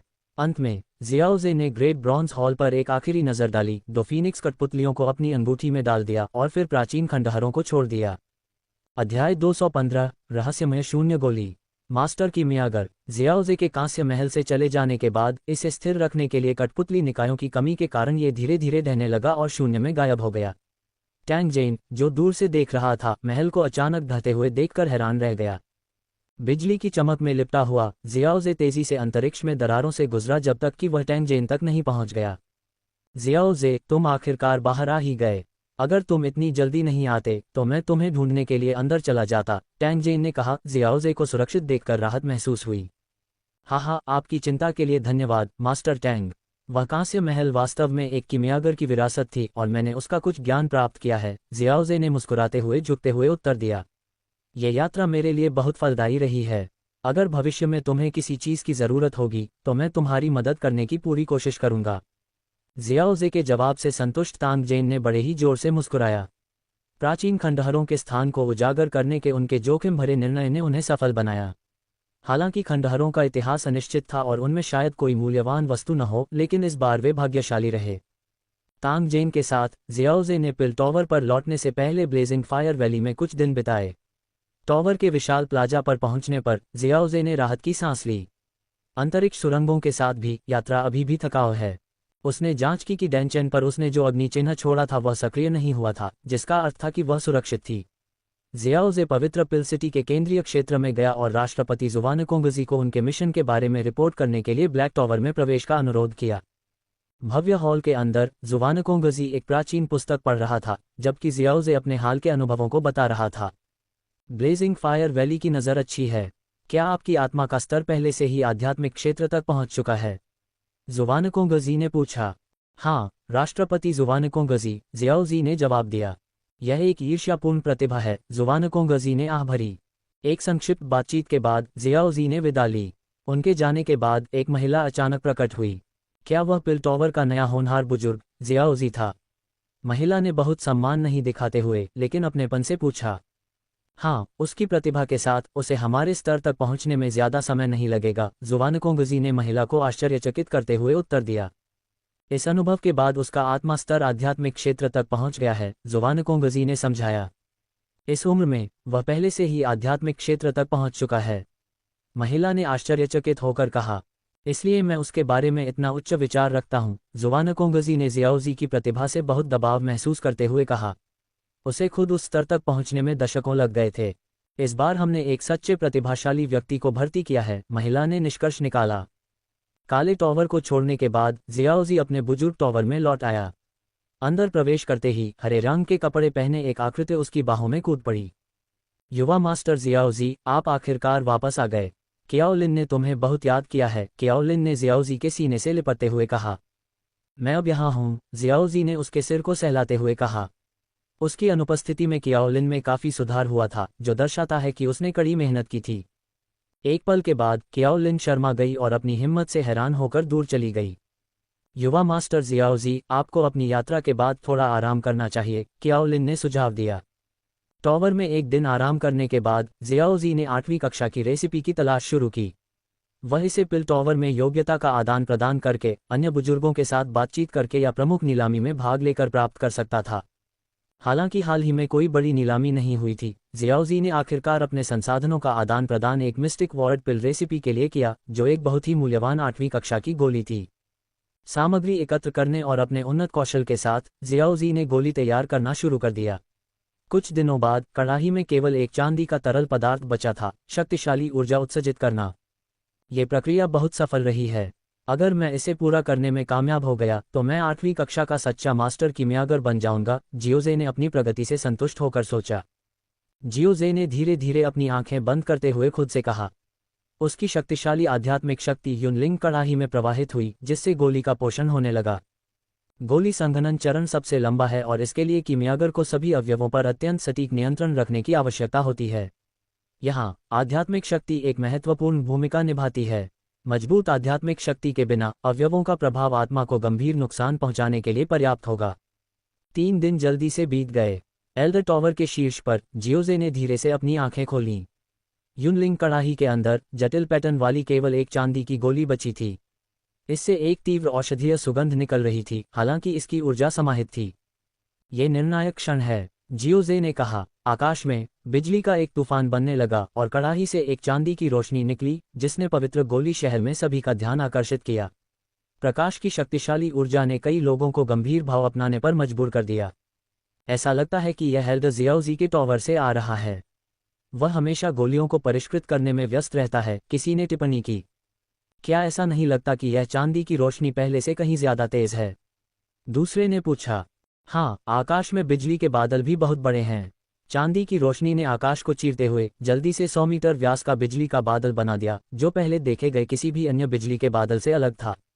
इस बादल के 2 रंग थे, नीला और चांदी, और इसने एक भयानक शक्ति उत्सर्जित की जिसने किसी के भी दिल की धड़कनें तेज कर दीं। यह एक 2 रंग का बिजली का बादल है, किसी ने कहा। एक 8वीं कक्षा की गोली। एल्डर जियाओजी ने एक 8वीं कक्षा की गोली बनाई है। कई लोगों ने उस बिजली के बादल के महत्व को समझते हुए चिल्लाया। 8वीं कक्षा की गोली का निर्माण पवित्र गोली शहर में भी दुर्लभ था। कई लोगों ने इसके बारे में केवल सुना था लेकिन इसे कभी नहीं देखा था। अब 8वीं कक्षा की गोली के बिजली के तूफान को देखने के अवसर के साथ वे उत्साहित थे। क्या जियाओजे 8वीं कक्षा की गोली बनाने के लिए बहुत छोटा नहीं है? कुछ लोगों ने आश्चर्य जताया। हाँ, मैंने एल्डर जियाओजे को देखा है और मुझे यकीन है कि वह 20 साल का भी नहीं है, दूसरे ने जवाब दिया। कोई इतना छोटा व्यक्ति 8वीं कक्षा की गोली बना सकता है? मुझे लगता है कि हम भविष्य के ग्रैंड मास्टर को देख रहे हैं। पिलटॉवर के शिष्य एल्डर जियाओजे के टॉवर की ओर प्रशंसा और उत्साह से देखते रहे। उन्हें दृढ़ विश्वास था कि समय के साथ जियाओजे पिलटॉवर के नेताओं में से एक बन जाएगा। पवित्र पिल सिटी के केंद्र में काले टॉवर में जुवानकोंगजी एक सुंदर महिला और एक सख्त चेहरे वाले बुजुर्ग के साथ 2 रंग के बिजली के बादल को देख रहे थे। ये तीनों पिल टॉवर के महान नेता थे। जुवानकोंगजी ने अपनी दाढ़ी को सहलाते हुए कहा, मैंने सोचा था कि वह जल्द ही 8वीं कक्षा की गोली बनाने की कोशिश करेगा, लेकिन मुझे उम्मीद नहीं थी कि वह इतनी जल्दी सफल हो जाएगा। क्या आपको लगता है कि जियाओजे बिजली के तूफान को संभालने में सक्षम होगा? जुवानई ने चिंतित होकर पूछा। सख्त चेहरे वाले बुजुर्ग ने भी जुवानकोंगजी को देखा, उसके जवाब की प्रतीक्षा में। जियाओजे विवेकशील है। वह जानता है कि 8वीं कक्षा की गोली का बिजली का तूफान एक दोजुन स्तर के लड़ाकू के हमले जितना ही शक्तिशाली है। वह बिना तैयारी के जोखिम नहीं लेगा, जुवानकोंगजी ने जवाब दिया, हालांकि कुछ संदेह के साथ। लेकिन सुनिश्चित करने के लिए चलो हस्तक्षेप करने के लिए तैयार रहें, उन्होंने कहा। जब 3 महान नेता बोल रहे थे तो जियाओजे ने आकाश को देखा। 2 रंगों वाला बिजली का तूफान किसी भी तूफान से कहीं अधिक शक्तिशाली था जिसका उसने पहले सामना किया था। तो यह एक 2 रंगों वाला बिजली का तूफान है, उसने बड़बड़ाया। उसके हाथ के इशारे से 2 स्वर्गीय फीनिक्स कठपुतलियां बड़े टॉवर के शीर्ष पर दिखाई दीं। हालांकि सुनहरी जड़ें तूफान को संभाल सकती थीं, जियाओजे देखना चाहता था कि क्या कठपुतलियां बिजली की ऊर्जा को अवशोषित कर सकती हैं। कठपुतलियां 5 सितारा डोजुन लड़ाकू के बराबर ताकत के साथ इसे झेलने में सक्षम लग रही थीं। जब एक शक्तिशाली बिजली का बोल्ट पवित्र गोली शहर को रोशन करते हुए नीचे उतरा तो शिष्यों ने तनाव के साथ देखा। किसी ने हस्तक्षेप नहीं किया और पिल टॉवर के बुजुर्गों ने भी चिंता व्यक्त की। जुवानकोंगजी ने अपनी मुट्ठियां भींच लीं, लेकिन जल्द ही उन्हें ढीला कर दिया, 8वीं कक्षा की गोली की निरंतर उपस्थिति को महसूस करते हुए। ऐसा लगता है कि जियाओजे तैयार है, लेकिन वह अभी भी तूफान को कमजोर करने के लिए टॉवर की रक्षा पर निर्भर है, जुवानई ने टिप्पणी की। चलो थोड़ा और इंतजार करते हैं। अगर वह तूफान को संभाल नहीं सकता तो हम हस्तक्षेप करेंगे, जुवानकोंगजी ने कहा। कठपुतलियों को गुप्त रखना चाहते हुए जियाओजे ने टॉवर और सुनहरी जड़ों को बिजली को अवशोषित करने दिया। कठपुतलियां बिजली की ऊर्जा से पुनर्जीवित होती दिखीं और जियाओजे को उम्मीद की एक किरण दिखाई दी।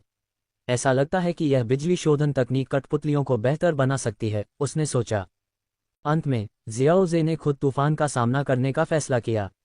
उसने कठपुतलियों को दूर रखा और सुनहरी जड़ों को अंतरिक्ष में फैलने दिया, जिससे 2 रंग की बिजली अवशोषित हो गई। तूफान के थमने के साथ ही युनलिंग कड़ाही से एक चांदी की रोशनी निकली। बिजली में लिपटे जियाओजे ने अपने हाथ में सुनहरी आग को नियंत्रित किया, जिससे चांदी की रोशनी को रोकने के लिए एक पिंजरा बन गया। चांदी की गोली को देखते हुए जियाओजे मुस्कुराया।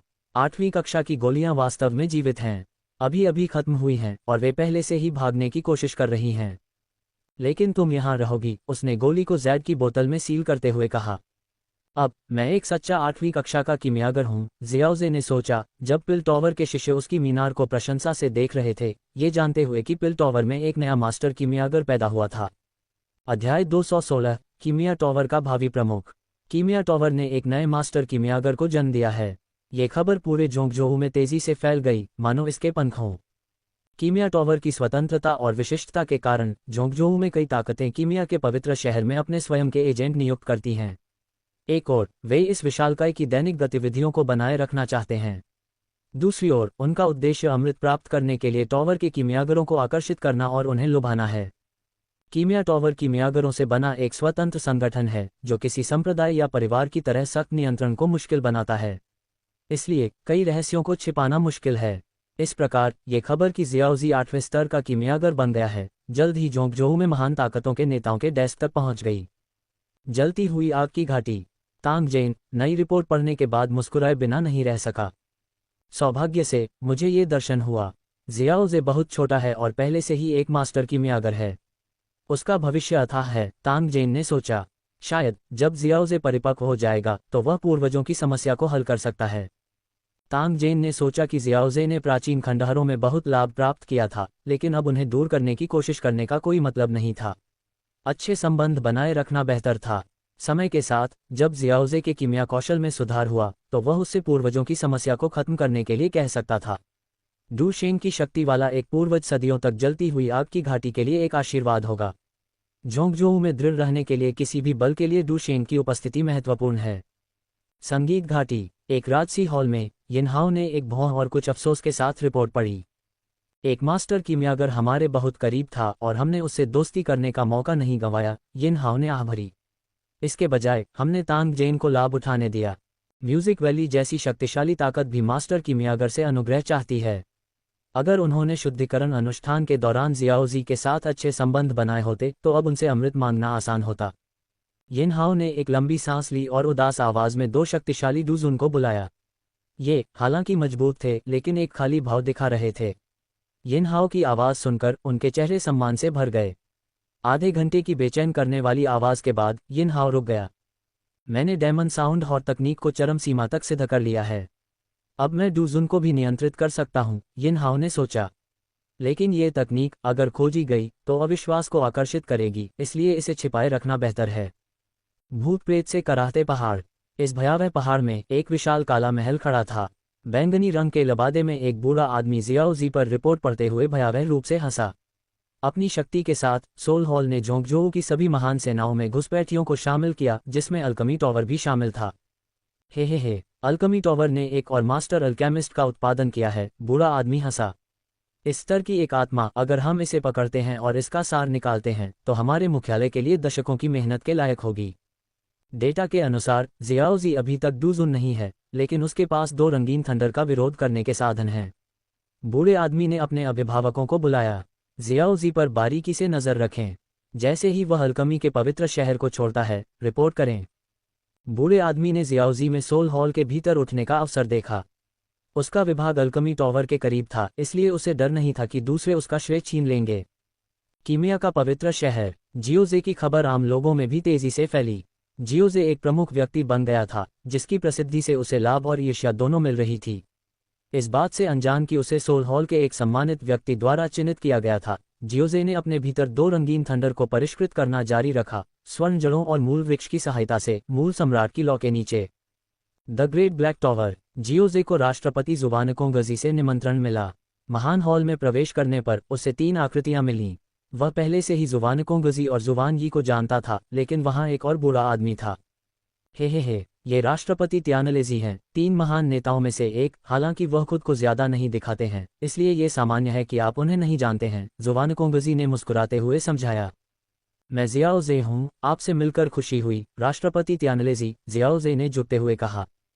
तियानलेजी ने मुश्किल से सिर हिलाया। जुवानकोंगजी ने मुस्कुराते हुए कहा, उसकी चिंता मत करो। उसका चरित्र ऐसा ही है, यह कोई व्यक्तिगत बात नहीं है। जियाओ जे खड़ा था, कुछ उलझन में। उसे समझ में नहीं आ रहा था कि तीन महान नेता वहां क्यों थे, जाहिर तौर पर उसके लिए। आज हमने आपको कुछ मामलों पर चर्चा करने के लिए बुलाया है, जुवानकोंगजी ने सीधे तौर पर कहा।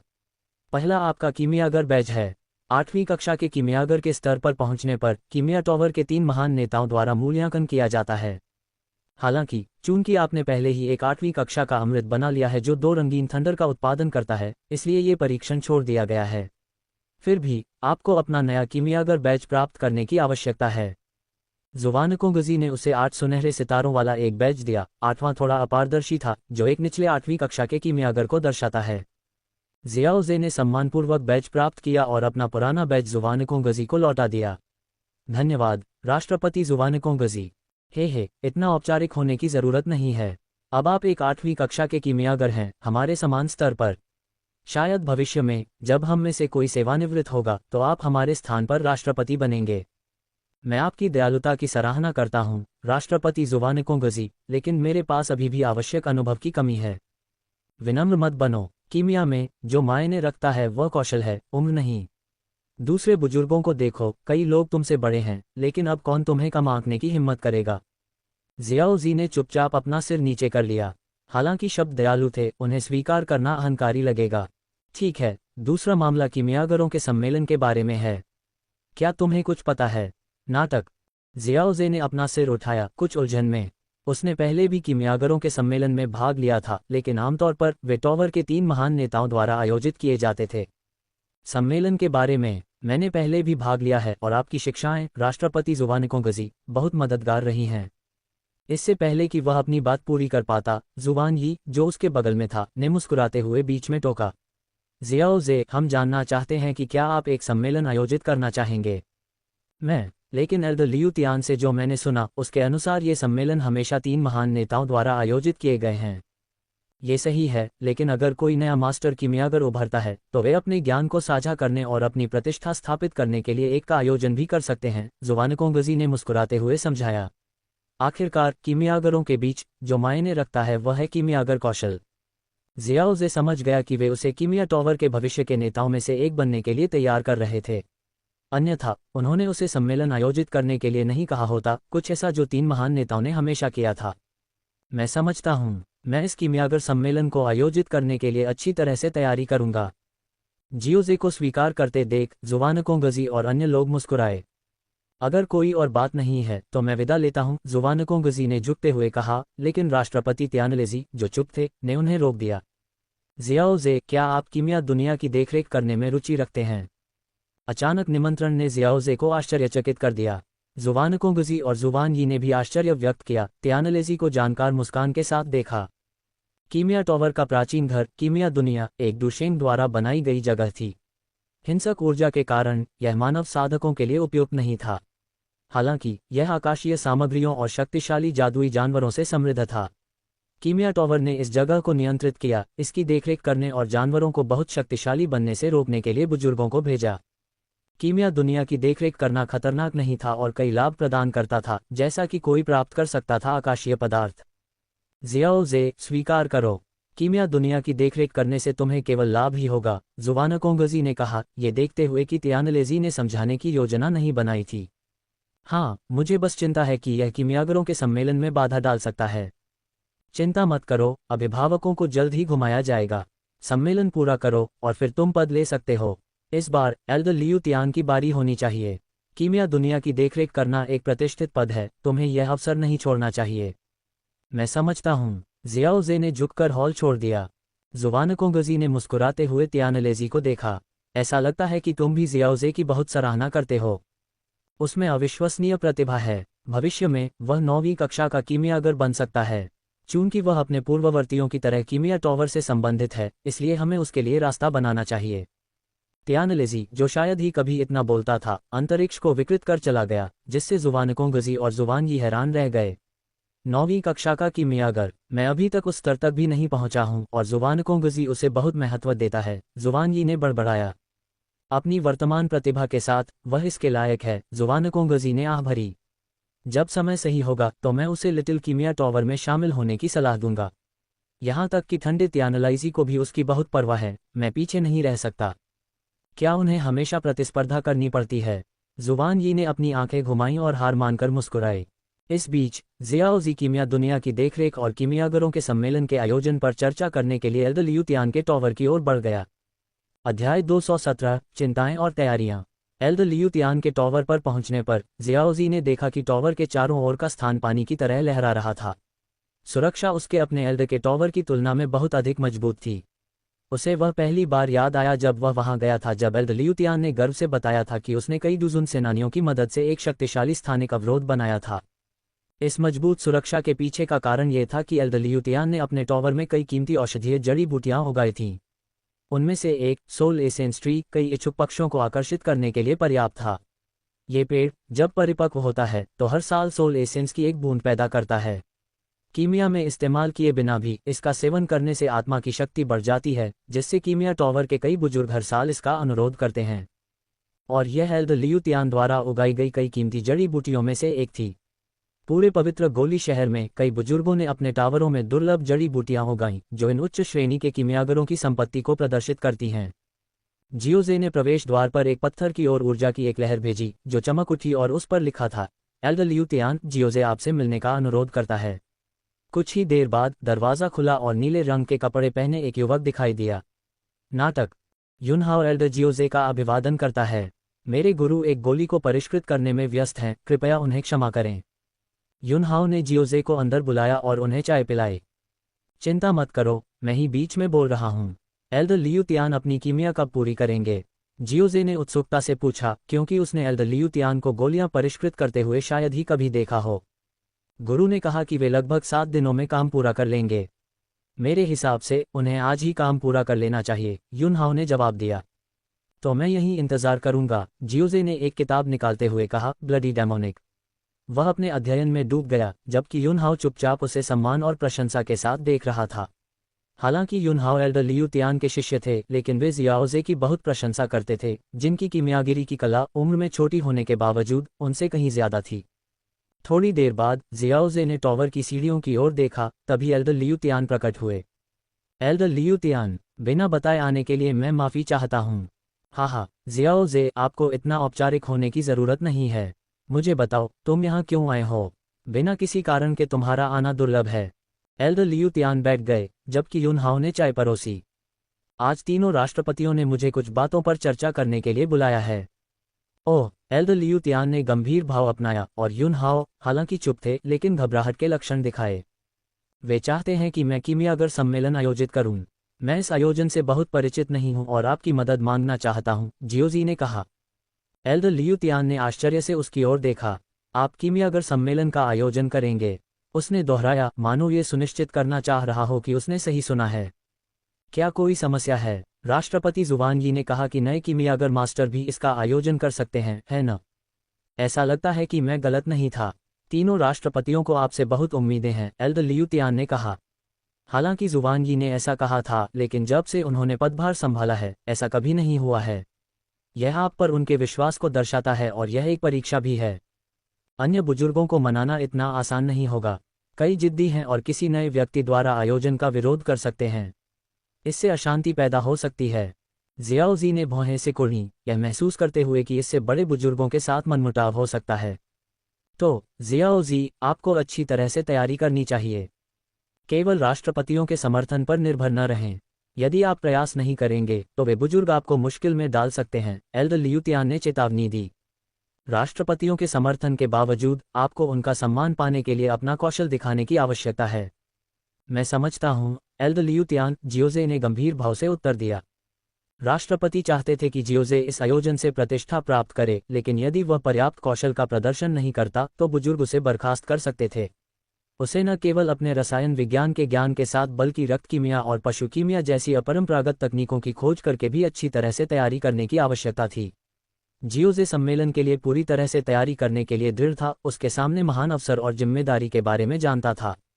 अध्याय 218 गोली की दुनिया में प्रवेश करने के लाभ। ज्यादा चिंता मत करो, 8 बुजुर्गों में से कुछ जिद्दी हैं, लेकिन अन्य अधिक खुले विचारों वाले हैं, एल्डर लियू तियान ने जियोजे को आश्वस्त करने की कोशिश करते हुए कहा। मैं समझता हूँ। आखिरकार, आप इसका एक उदाहरण हैं। मैं हमेशा आपके समर्थन को याद रखूंगा, एल्डर लियू तियान, जियोजे ने मुस्कुराते हुए और झुकते हुए जवाब दिया। हा, मुझे ये सुनना अच्छा लगा। एल्डर लियू तियान ने हंसते हुए चाय की चुस्की लेते हुए हवा में तनाव को कम किया। यूं हाओ, जो उनके बगल में था, ने जल्दी से और चाय परोसी। हालांकि टॉवर में अन्य नौकर भी थे, यूं हाओ दो बुजुर्गों के बीच इतनी महत्वपूर्ण बातचीत में भाग लेने का अवसर नहीं चूकना चाहता था। ये बातचीत उसे एक मूल्यवान सबक दे रही थी। नाटक। वैसे 8 बुजुर्गों में से एक ऐसा व्यक्ति है जिससे आपको विशेष रूप से सावधान रहना चाहिए, बूढ़ा राक्षस लिंग्यून। लिंग्यून, मैंने उसके बारे में ज्यादा नहीं सुना है। पिछली बार कीमियागर सम्मेलन में वह मौजूद नहीं था, है न? जियाओजे ने पिछले सम्मेलन में ओल्ड मॉन्स्टर लिंग्यून को न देखने की बात याद की। लिंग्यून 8 बुजुर्गों में सबसे अनुभवी लोगों में से एक है। वह देर से प्रसिद्ध हुआ, इसलिए वह समय के साथ अनुभव के संचय को महत्व देता है और युवा कीमियागरों पर भरोसा नहीं करता जो जल्दी प्रगति करते हैं। इस सम्मेलन का आयोजन उसके सिद्धांतों के लिए एक सीधी चुनौती की तरह लग सकता है। मैं पहले से ही कल्पना कर सकता हूं कि जब उसे सम्मेलन का निमंत्रण मिलेगा तो उसका चेहरा कैसा होगा, एल्डर लियू तियान ने संतुष्ट मुस्कान के साथ कहा। जियाओजे भी मुस्कुराया। वह जानता था कि कीमियागरों के अनुभव उनके विचारों को प्रभावित करते हैं और वे अक्सर कीमिया पर ध्यान केंद्रित करने के कारण जिद्दी होते हैं। हालांकि उनका मानना था कि उम्र की परवाह किए बिना प्रतिभा को जीतना चाहिए। एक और बात, अध्यक्ष तियान लीजी चाहते हैं कि आप सम्मेलन के आयोजन के बाद पिल वर्ल्ड की देखरेख करने वाले अगले समूह का हिस्सा बने। जियाओजे ने इस कार्य के बारे में अधिक जानकारी मांगते हुए कहा। क्या तियान लीजी ने व्यक्तिगत रूप से इसका आदेश दिया था?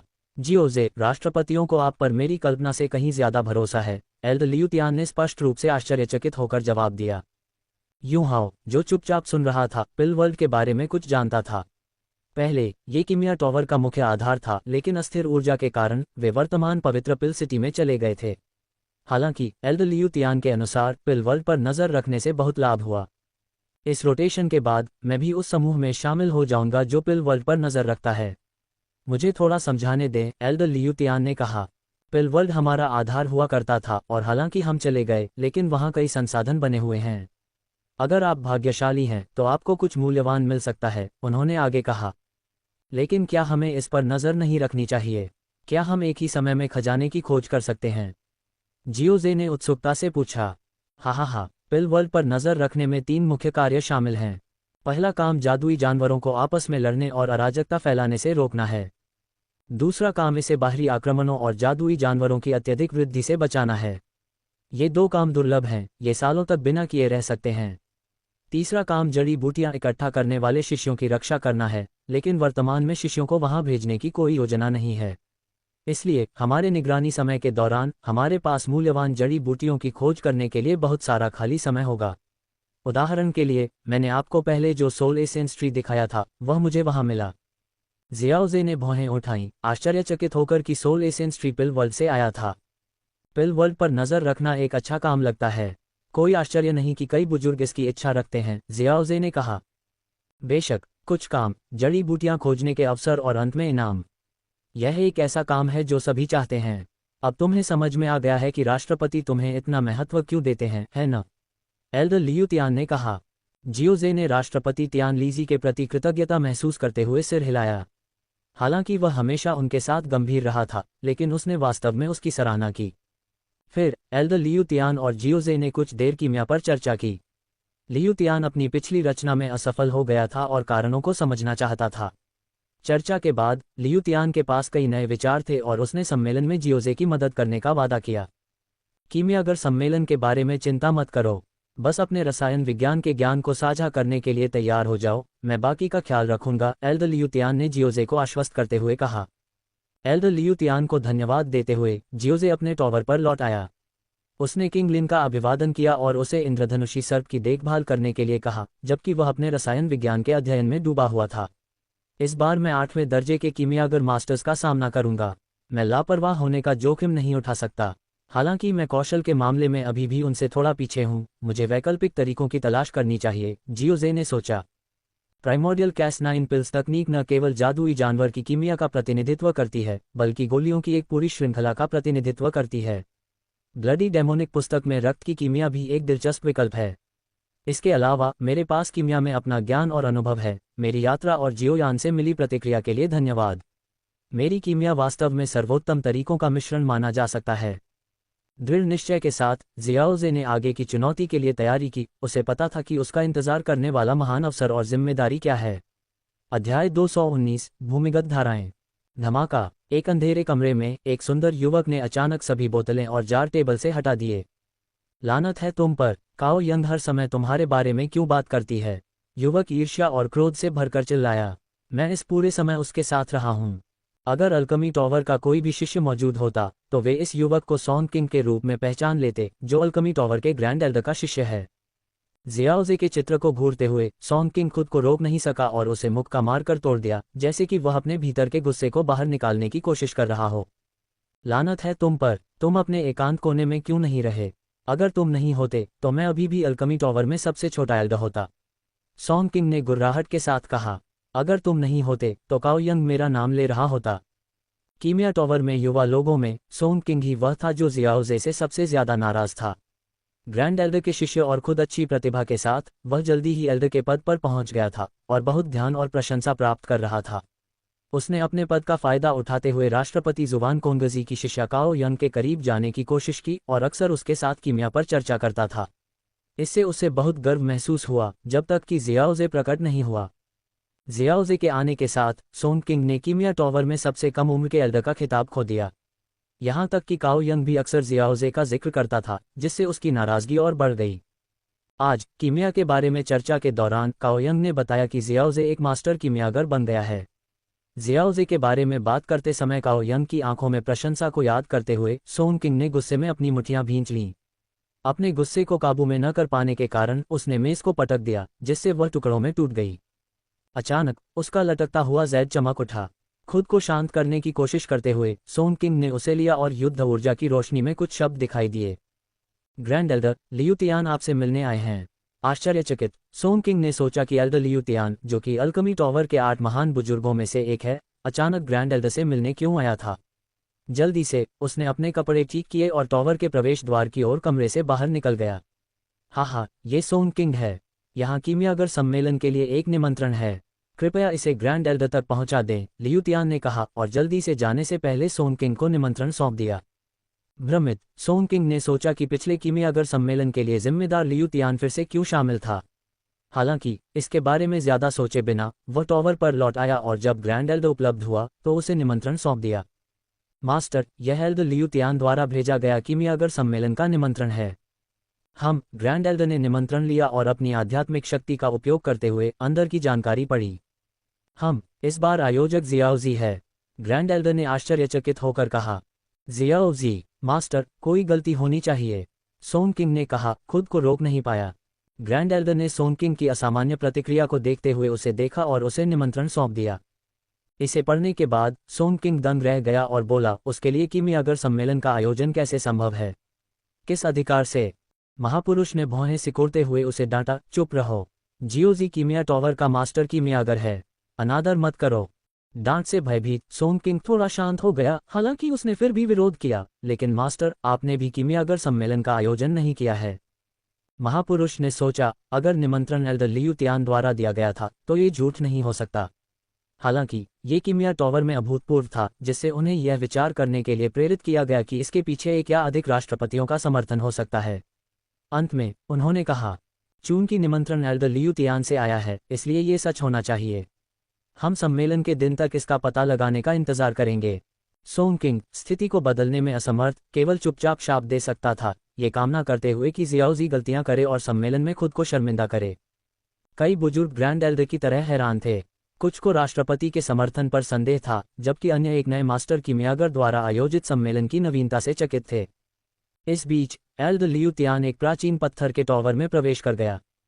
बूढ़े लियू, तुम यहाँ क्या कर रहे हो? टावर के मालिक ने कहा, एक दुबला पतला बूढ़ा आदमी जिसकी आंखें सनकरी थीं और जो कुछ हद तक सख्त दिख रहा था। हाँ, बूढ़े राक्षस लिंग ह्युन, मैं तुम्हारे लिए एक निमंत्रण लाया हूँ। मुझे यह नहीं चाहिए, मुझे इसमें कोई दिलचस्पी नहीं है। इसे अस्वीकार करने में इतनी जल्दी मत करो, ये सम्मेलन अलग है। लियू तियान ने लिंग ह्युन की प्रतिक्रिया की आशा करते हुए कहा। चलो देखते हैं कि तुम क्या करने वाले हो, लिंग युन ने निमंत्रण लेते हुए और अपनी आध्यात्मिक शक्ति से इसे पढ़ते हुए उत्तर दिया। धमाका! लिंग युन ने निमंत्रण को मेज पर पटक दिया, अपने टेढ़े दांत दिखाते हुए और गुस्से से चिल्लाते हुए कहा, जियाओजी! उस नौसिखिए ने कीमियागर सम्मेलन आयोजित करने की हिम्मत भी की। बुरे लियू, क्या यह मजाक है? हाँ, यह मजाक नहीं है। सम्मेलन का आयोजन जियोजे द्वारा किया जाएगा और यह अध्यक्ष का निर्णय है, लियू तियान ने मुस्कुराते हुए उत्तर दिया। लिंग यू, आश्चर्यचकित, अपने एकाकी स्वभाव के बावजूद कीमिया टॉवर के तीनों अध्यक्षों का सम्मान करता था। लिंग यू के हाव भाव देखकर लियू तियान और भी हंसा। भले ही यह अध्यक्ष का निर्णय हो, जियोजे सिर्फ एक मास्टर कीमियागर है। मैं देखना चाहता हूं कि वह सम्मेलन में खुद को कैसे शर्मिंदा करता है। लिंग यू ने कहा। ठीक है, जल्दी करो और चले जाओ, मैं उस सम्मेलन में जाऊंगा, लिंग यू ने लियू तियान को विदा करते हुए कहा, जो उस पल का आनंद लेते हुए धीरे धीरे बाहर चला गया। लिंग यू ने चिढ़कर अपने हाथ में चाय का प्याला तोड़ दिया और बुदबुदाया, मैं देखना चाहता हूं कि तुम इस सम्मेलन को आयोजित करने में कैसे सक्षम हो। अध्याय 220, कीमिया के 3 कौशल। दान निवास पर। दान परिवार के पास दान टॉवर में एक बुजुर्ग का पद है, इसलिए स्वाभाविक रूप से उन्हें दान के भीतरी शहर में एक निवास मिल सकता है। दान टॉवर के बुजुर्ग शहर में अपने निवास को स्वतंत्र रूप से चुन सकते हैं। उदाहरण के लिए, जियोजे ने बुजुर्ग का टॉवर चुना। दान परिवार के बुजुर्ग अपने परिवार के कारण आमतौर पर समूह में रहने के लिए एक बड़ा और अधिक उपयुक्त निवास चुनते हैं। दान जुबान हाथ में निमंत्रण और चेहरे पर शिकन के साथ प्रवेश किया। चचेरा भाई, दान चेन ने पूछा, दान जुबान की अभिव्यक्ति को देखकर थोड़ा उलझन में। खुद ही देख लो, दान जुबान ने कहा, निमंत्रण पर। इसे पढ़ने के बाद डैन चेन ने अपने चेहरे पर मुस्कान दिखाए। ये जियोजे द्वारा आयोजित कीमियागर सम्मेलन का निमंत्रण है। जल्दी उत्साहित मत होइए। हालांकि मुझे नहीं पता कि जियोजे कीमियागर सम्मेलन का आयोजन क्यों कर सकता है। यह आमतौर पर 3 राष्ट्रपतियों द्वारा आयोजित किया जाता है। ये कि जियोजे एक नवपदोन्नत मास्टर कीमियागर आयोजक है, शायद कई पुराने मास्टर कीमियागरों को खुश नहीं करेगा। डैन जुबान की व्याख्या सुनने के बाद डैन चेन समझ गई। क्या आपका मतलब है कि जियोजे को अन्य बुजुर्गों द्वारा परेशान किया जा सकता है? डैन जुबान को सिर हिलाते हुए देखकर डैन चेन ने चिंतित भाव दिखाया। यिंगू की अपनी यात्रा के बाद से डैन चेन ने जियोजे के लिए बहुत प्रशंसा विकसित की थी और अभी भी जियोजे द्वारा छोड़े गए आग के निशान थे। तो हमें क्या करना चाहिए? क्या हम आंटी से मदद मांग सकते हैं? डैन चेन ने घबराते हुए कहा। डैन परिवार की सबसे बड़ी महिला उसकी आंटी थी। डैन जुबान ने अपना सिर हिलाया। उसके चचेरे भाई में कीमिया के लिए असाधारण प्रतिभा थी, लेकिन वह मानवीय संबंधों के बारे में ज्यादा नहीं समझता था। आमंत्रण एल्डर लियू तियान ने भेजा था, इसलिए यह पहले से ही तय है। इसे बदला नहीं जा सकता। हम उन पुराने मास्टर कीमियागरों को संभालने के लिए केवल जियाओजी पर भरोसा कर सकते हैं। अगर तुम वाकई चिंतित हो तो मेरे साथ कीमियागर सम्मेलन में आओ। ये देखकर कि डैन चेन अभी भी चिंतित था, डैन जुबान ने सुझाव देने से खुद को नहीं रोक पाया। डैन चेन ने जल्दी से सिर हिलाया, जिससे डैन जुबान हंस पड़ा। उसका चचेरा भाई, जो हमेशा कीमिया पर ध्यान केंद्रित करता था, अब किसी और के बारे में चिंतित था। डैन जुबान ने इसे बुरी बात नहीं समझा। आखिरकार जियाओजे ने जो प्रतिभा और क्षमता दिखाई थी, उसने उसे उन्हें एक साथ लाने के बारे में सोचने पर मजबूर कर दिया। इसके अलावा ऐसा लग रहा था कि जियाओजे के आसपास कोई खास नहीं था, सिवाय उस छोटी नौकरानी के जो हमेशा उसके साथ रहती थी। दूसरी तरफ काओ परिवार के निवास पर काओ यंग अपने कमरे से बाहर आए, अपनी मांसपेशियों को शालीनता और आकर्षण के साथ खींच रही थी, ऐसी हरकत के साथ जो किसी भी आदमी को मोहित कर सकती थी। काओ यंग मुस्कुराई क्योंकि उसने देखा कि आज वह परेशान करने वाला सोन किंग उसे परेशान करने नहीं आया था। अचानक उसने काओ शियू को अपने हाथ में निमंत्रण लिए देखा। भाई काओ शियू, एक और कीमियागर सम्मेलन। क्या यह मेरे गुरु द्वारा आयोजित किया गया है? काओ शियू उसकी बात सुनकर जल्दी से उसके पास पहुंच गया। काओ यंग अपनी प्रतिभा और जुबान कोंगजी की शिष्या होने के कारण काओ परिवार में एक उच्च स्थान रखती थी, इसलिए उसे भी उसके साथ सावधानी से पेश आना पड़ा। नहीं, इस बार यह नए मास्टर कीमियागर जियाओजी द्वारा आयोजित किया गया है। काओ शियू ने निमंत्रण दिया और काओ यंग की मुस्कान जम गई। उसने निमंत्रण लिया और इसे जांचने के बाद गहरी सोच में डूबी हुई भौहें सिकोड़ लीं। क्या आप जानते हैं क्यों? इस बार जियाओजे इसे क्यों आयोजित कर रहा है? मुझे पूरी तरह से समझ नहीं आया, लेकिन गुरु ने जो कहा उसके अनुसार इसे कम से कम एक राष्ट्रपति का समर्थन प्राप्त है। काओ यंग ने चिंतित होकर कहा, राष्ट्रपति के समर्थन के साथ भी उनकी कीमिया का वर्तमान स्तर सभी को आश्वस्त करने के लिए पर्याप्त नहीं हो सकता है। हो सकता है, लेकिन जियाओजे की प्रतिभा के साथ वह हमें आश्चर्यचकित कर सकता है। काओ यंग ने जियाओजे के साथ अपनी बातचीत को याद करते हुए अपने होंठ काटे। वह किसी लापरवाह व्यक्ति की तरह नहीं लग रहा था, इसलिए उसके मन में कुछ तो होगा। क्या यह मेरे गुरु का विचार हो सकता है? काओ यंग ने सोचा, अभी भी संदेहास्पद, जब वह अपने कमरे में इधर उधर घूम रही थी। क्या मुझे अपने गुरु से इस बारे में पूछना चाहिए? ऐसा लगता है कि मेरे गुरु जियाओजे के बारे में बहुत सोचते हैं, वे उसे नुकसान नहीं पहुंचाएंगे, है ना? अचानक काओ यंग रुक गई, अपने विचारों से हैरान। मुझे इतनी परवाह क्यों है? हाँ, मैं उसके बारे में बहुत चिंतित हूँ। काओ यंग ने जियाओजे को देखने के कुछ मौकों के बारे में सोचा जो दुर्लभ थे। अधिकांश समय उसने उसकी प्रतिभा के बारे में सुना था या उसे दूर से करतब करते देखा था, लेकिन वह इस बात से इनकार नहीं कर सकती थी कि जियाओजे ने उस पर गहरी छाप छोड़ी थी। जब से उसने सुना कि जियाओजे डैन टॉवर का सबसे छोटा बुजुर्ग बन गया है, उसने चुनौती और प्रशंसा का मिश्रण महसूस किया था। वह, जो हमेशा एक प्रतिभाशाली होने की आभा के तहत बड़ी हुई थी, स्वाभाविक रूप से उसके साथ प्रतिस्पर्धा करना चाहती थी। हाल ही में जियाओजे एक मास्टर कीमियागर बन गया, जिसने एक ऐसा अंतर पैदा कर दिया जिसने उसकी चुनौती को सम्मान में बदल दिया। ठीक है, मैं सोचना बंद कर दूंगी और सीधे अपने गुरु से पूछूंगी। काओ यंग चली गई, काले रंग की ओर बढ़ गई। टॉवर एल्डर के टॉवर में जियाओजे ने आश्चर्य की अभिव्यक्ति दिखाए। शायद कीमिया सम्मेलन के दबाव के कारण उसने अपने कौशल को पुनर्गठित किया था, जिससे आश्चर्यजनक परिणाम प्राप्त हुए। जियाओजे ने सम्मेलन के लिए 3 कौशल तैयार किए थे। पहला अपरंपरागत कीमिया था, जिसका प्रतिनिधित्व रक्त कीमिया द्वारा किया जाता था। दूसरा जादुई जानवर कीमिया था, जिसका उदाहरण हुन युआन पिल था। तीसरा उसकी अपनी कीमिया का सारांश था। जियाओजे ने जियाओयान की कीमिया से अपनी शिक्षा शुरू की थी, फिर उसने खुद ही कड़ी मेहनत की, विभिन्न तकनीकों के साथ प्रयोग किया। सिस्टम की प्रतिक्रिया के लिए धन्यवाद, उसका ज्ञान विशाल और पूर्ण था। धीरे धीरे उसकी कीमिया एक स्कूल तक सीमित न होकर विभिन्न तकनीकों का मिश्रण बन गई। इस पुनर्गठन के बाद ऐसा लगता है कि मेरे पास सब कुछ एकीकृत करने की क्षमता है। अगर अन्य कीमियागर उसे सुनते तो वे निश्चित रूप से उसे घमंडी कहते। कीमिया बहुत बड़ी है और कोई भी यह कहने की हिम्मत नहीं करेगा कि वे सभी तकनीकों में पारंगत हैं। हालांकि कई कारकों के प्रभाव में जियाओजे के पास वास्तव में वह संभावना थी। कम से कम वह स्तर 1 से उन्नत स्तर 7 तक एकीकृत करने में कामयाब रहा था। हालांकि वह 8वें और 9वें स्तर तक नहीं पहुंचा था, लेकिन यह एक बड़ी उपलब्धि थी। इसका मतलब यह था कि अब से महाद्वीप पर कीमियागरों को व्यक्तिगत गुरु से छात्र शिक्षण पर निर्भर किए बिना व्यवस्थित रूप से प्रशिक्षित किया जा सकता था। मैं कल्पना कर सकता हूं कि इससे कितना विवाद पैदा होगा। जियाओजे ने उत्साहित होकर सोचा कि अब एक मास्टर कीमियागर होने के नाते उसके पास अपना खुद का स्कूल स्थापित करने की क्षमता है। क्यों न हिम्मत करके महाद्वीप पर एक सार्वभौमिक स्कूल स्थापित किया जाए।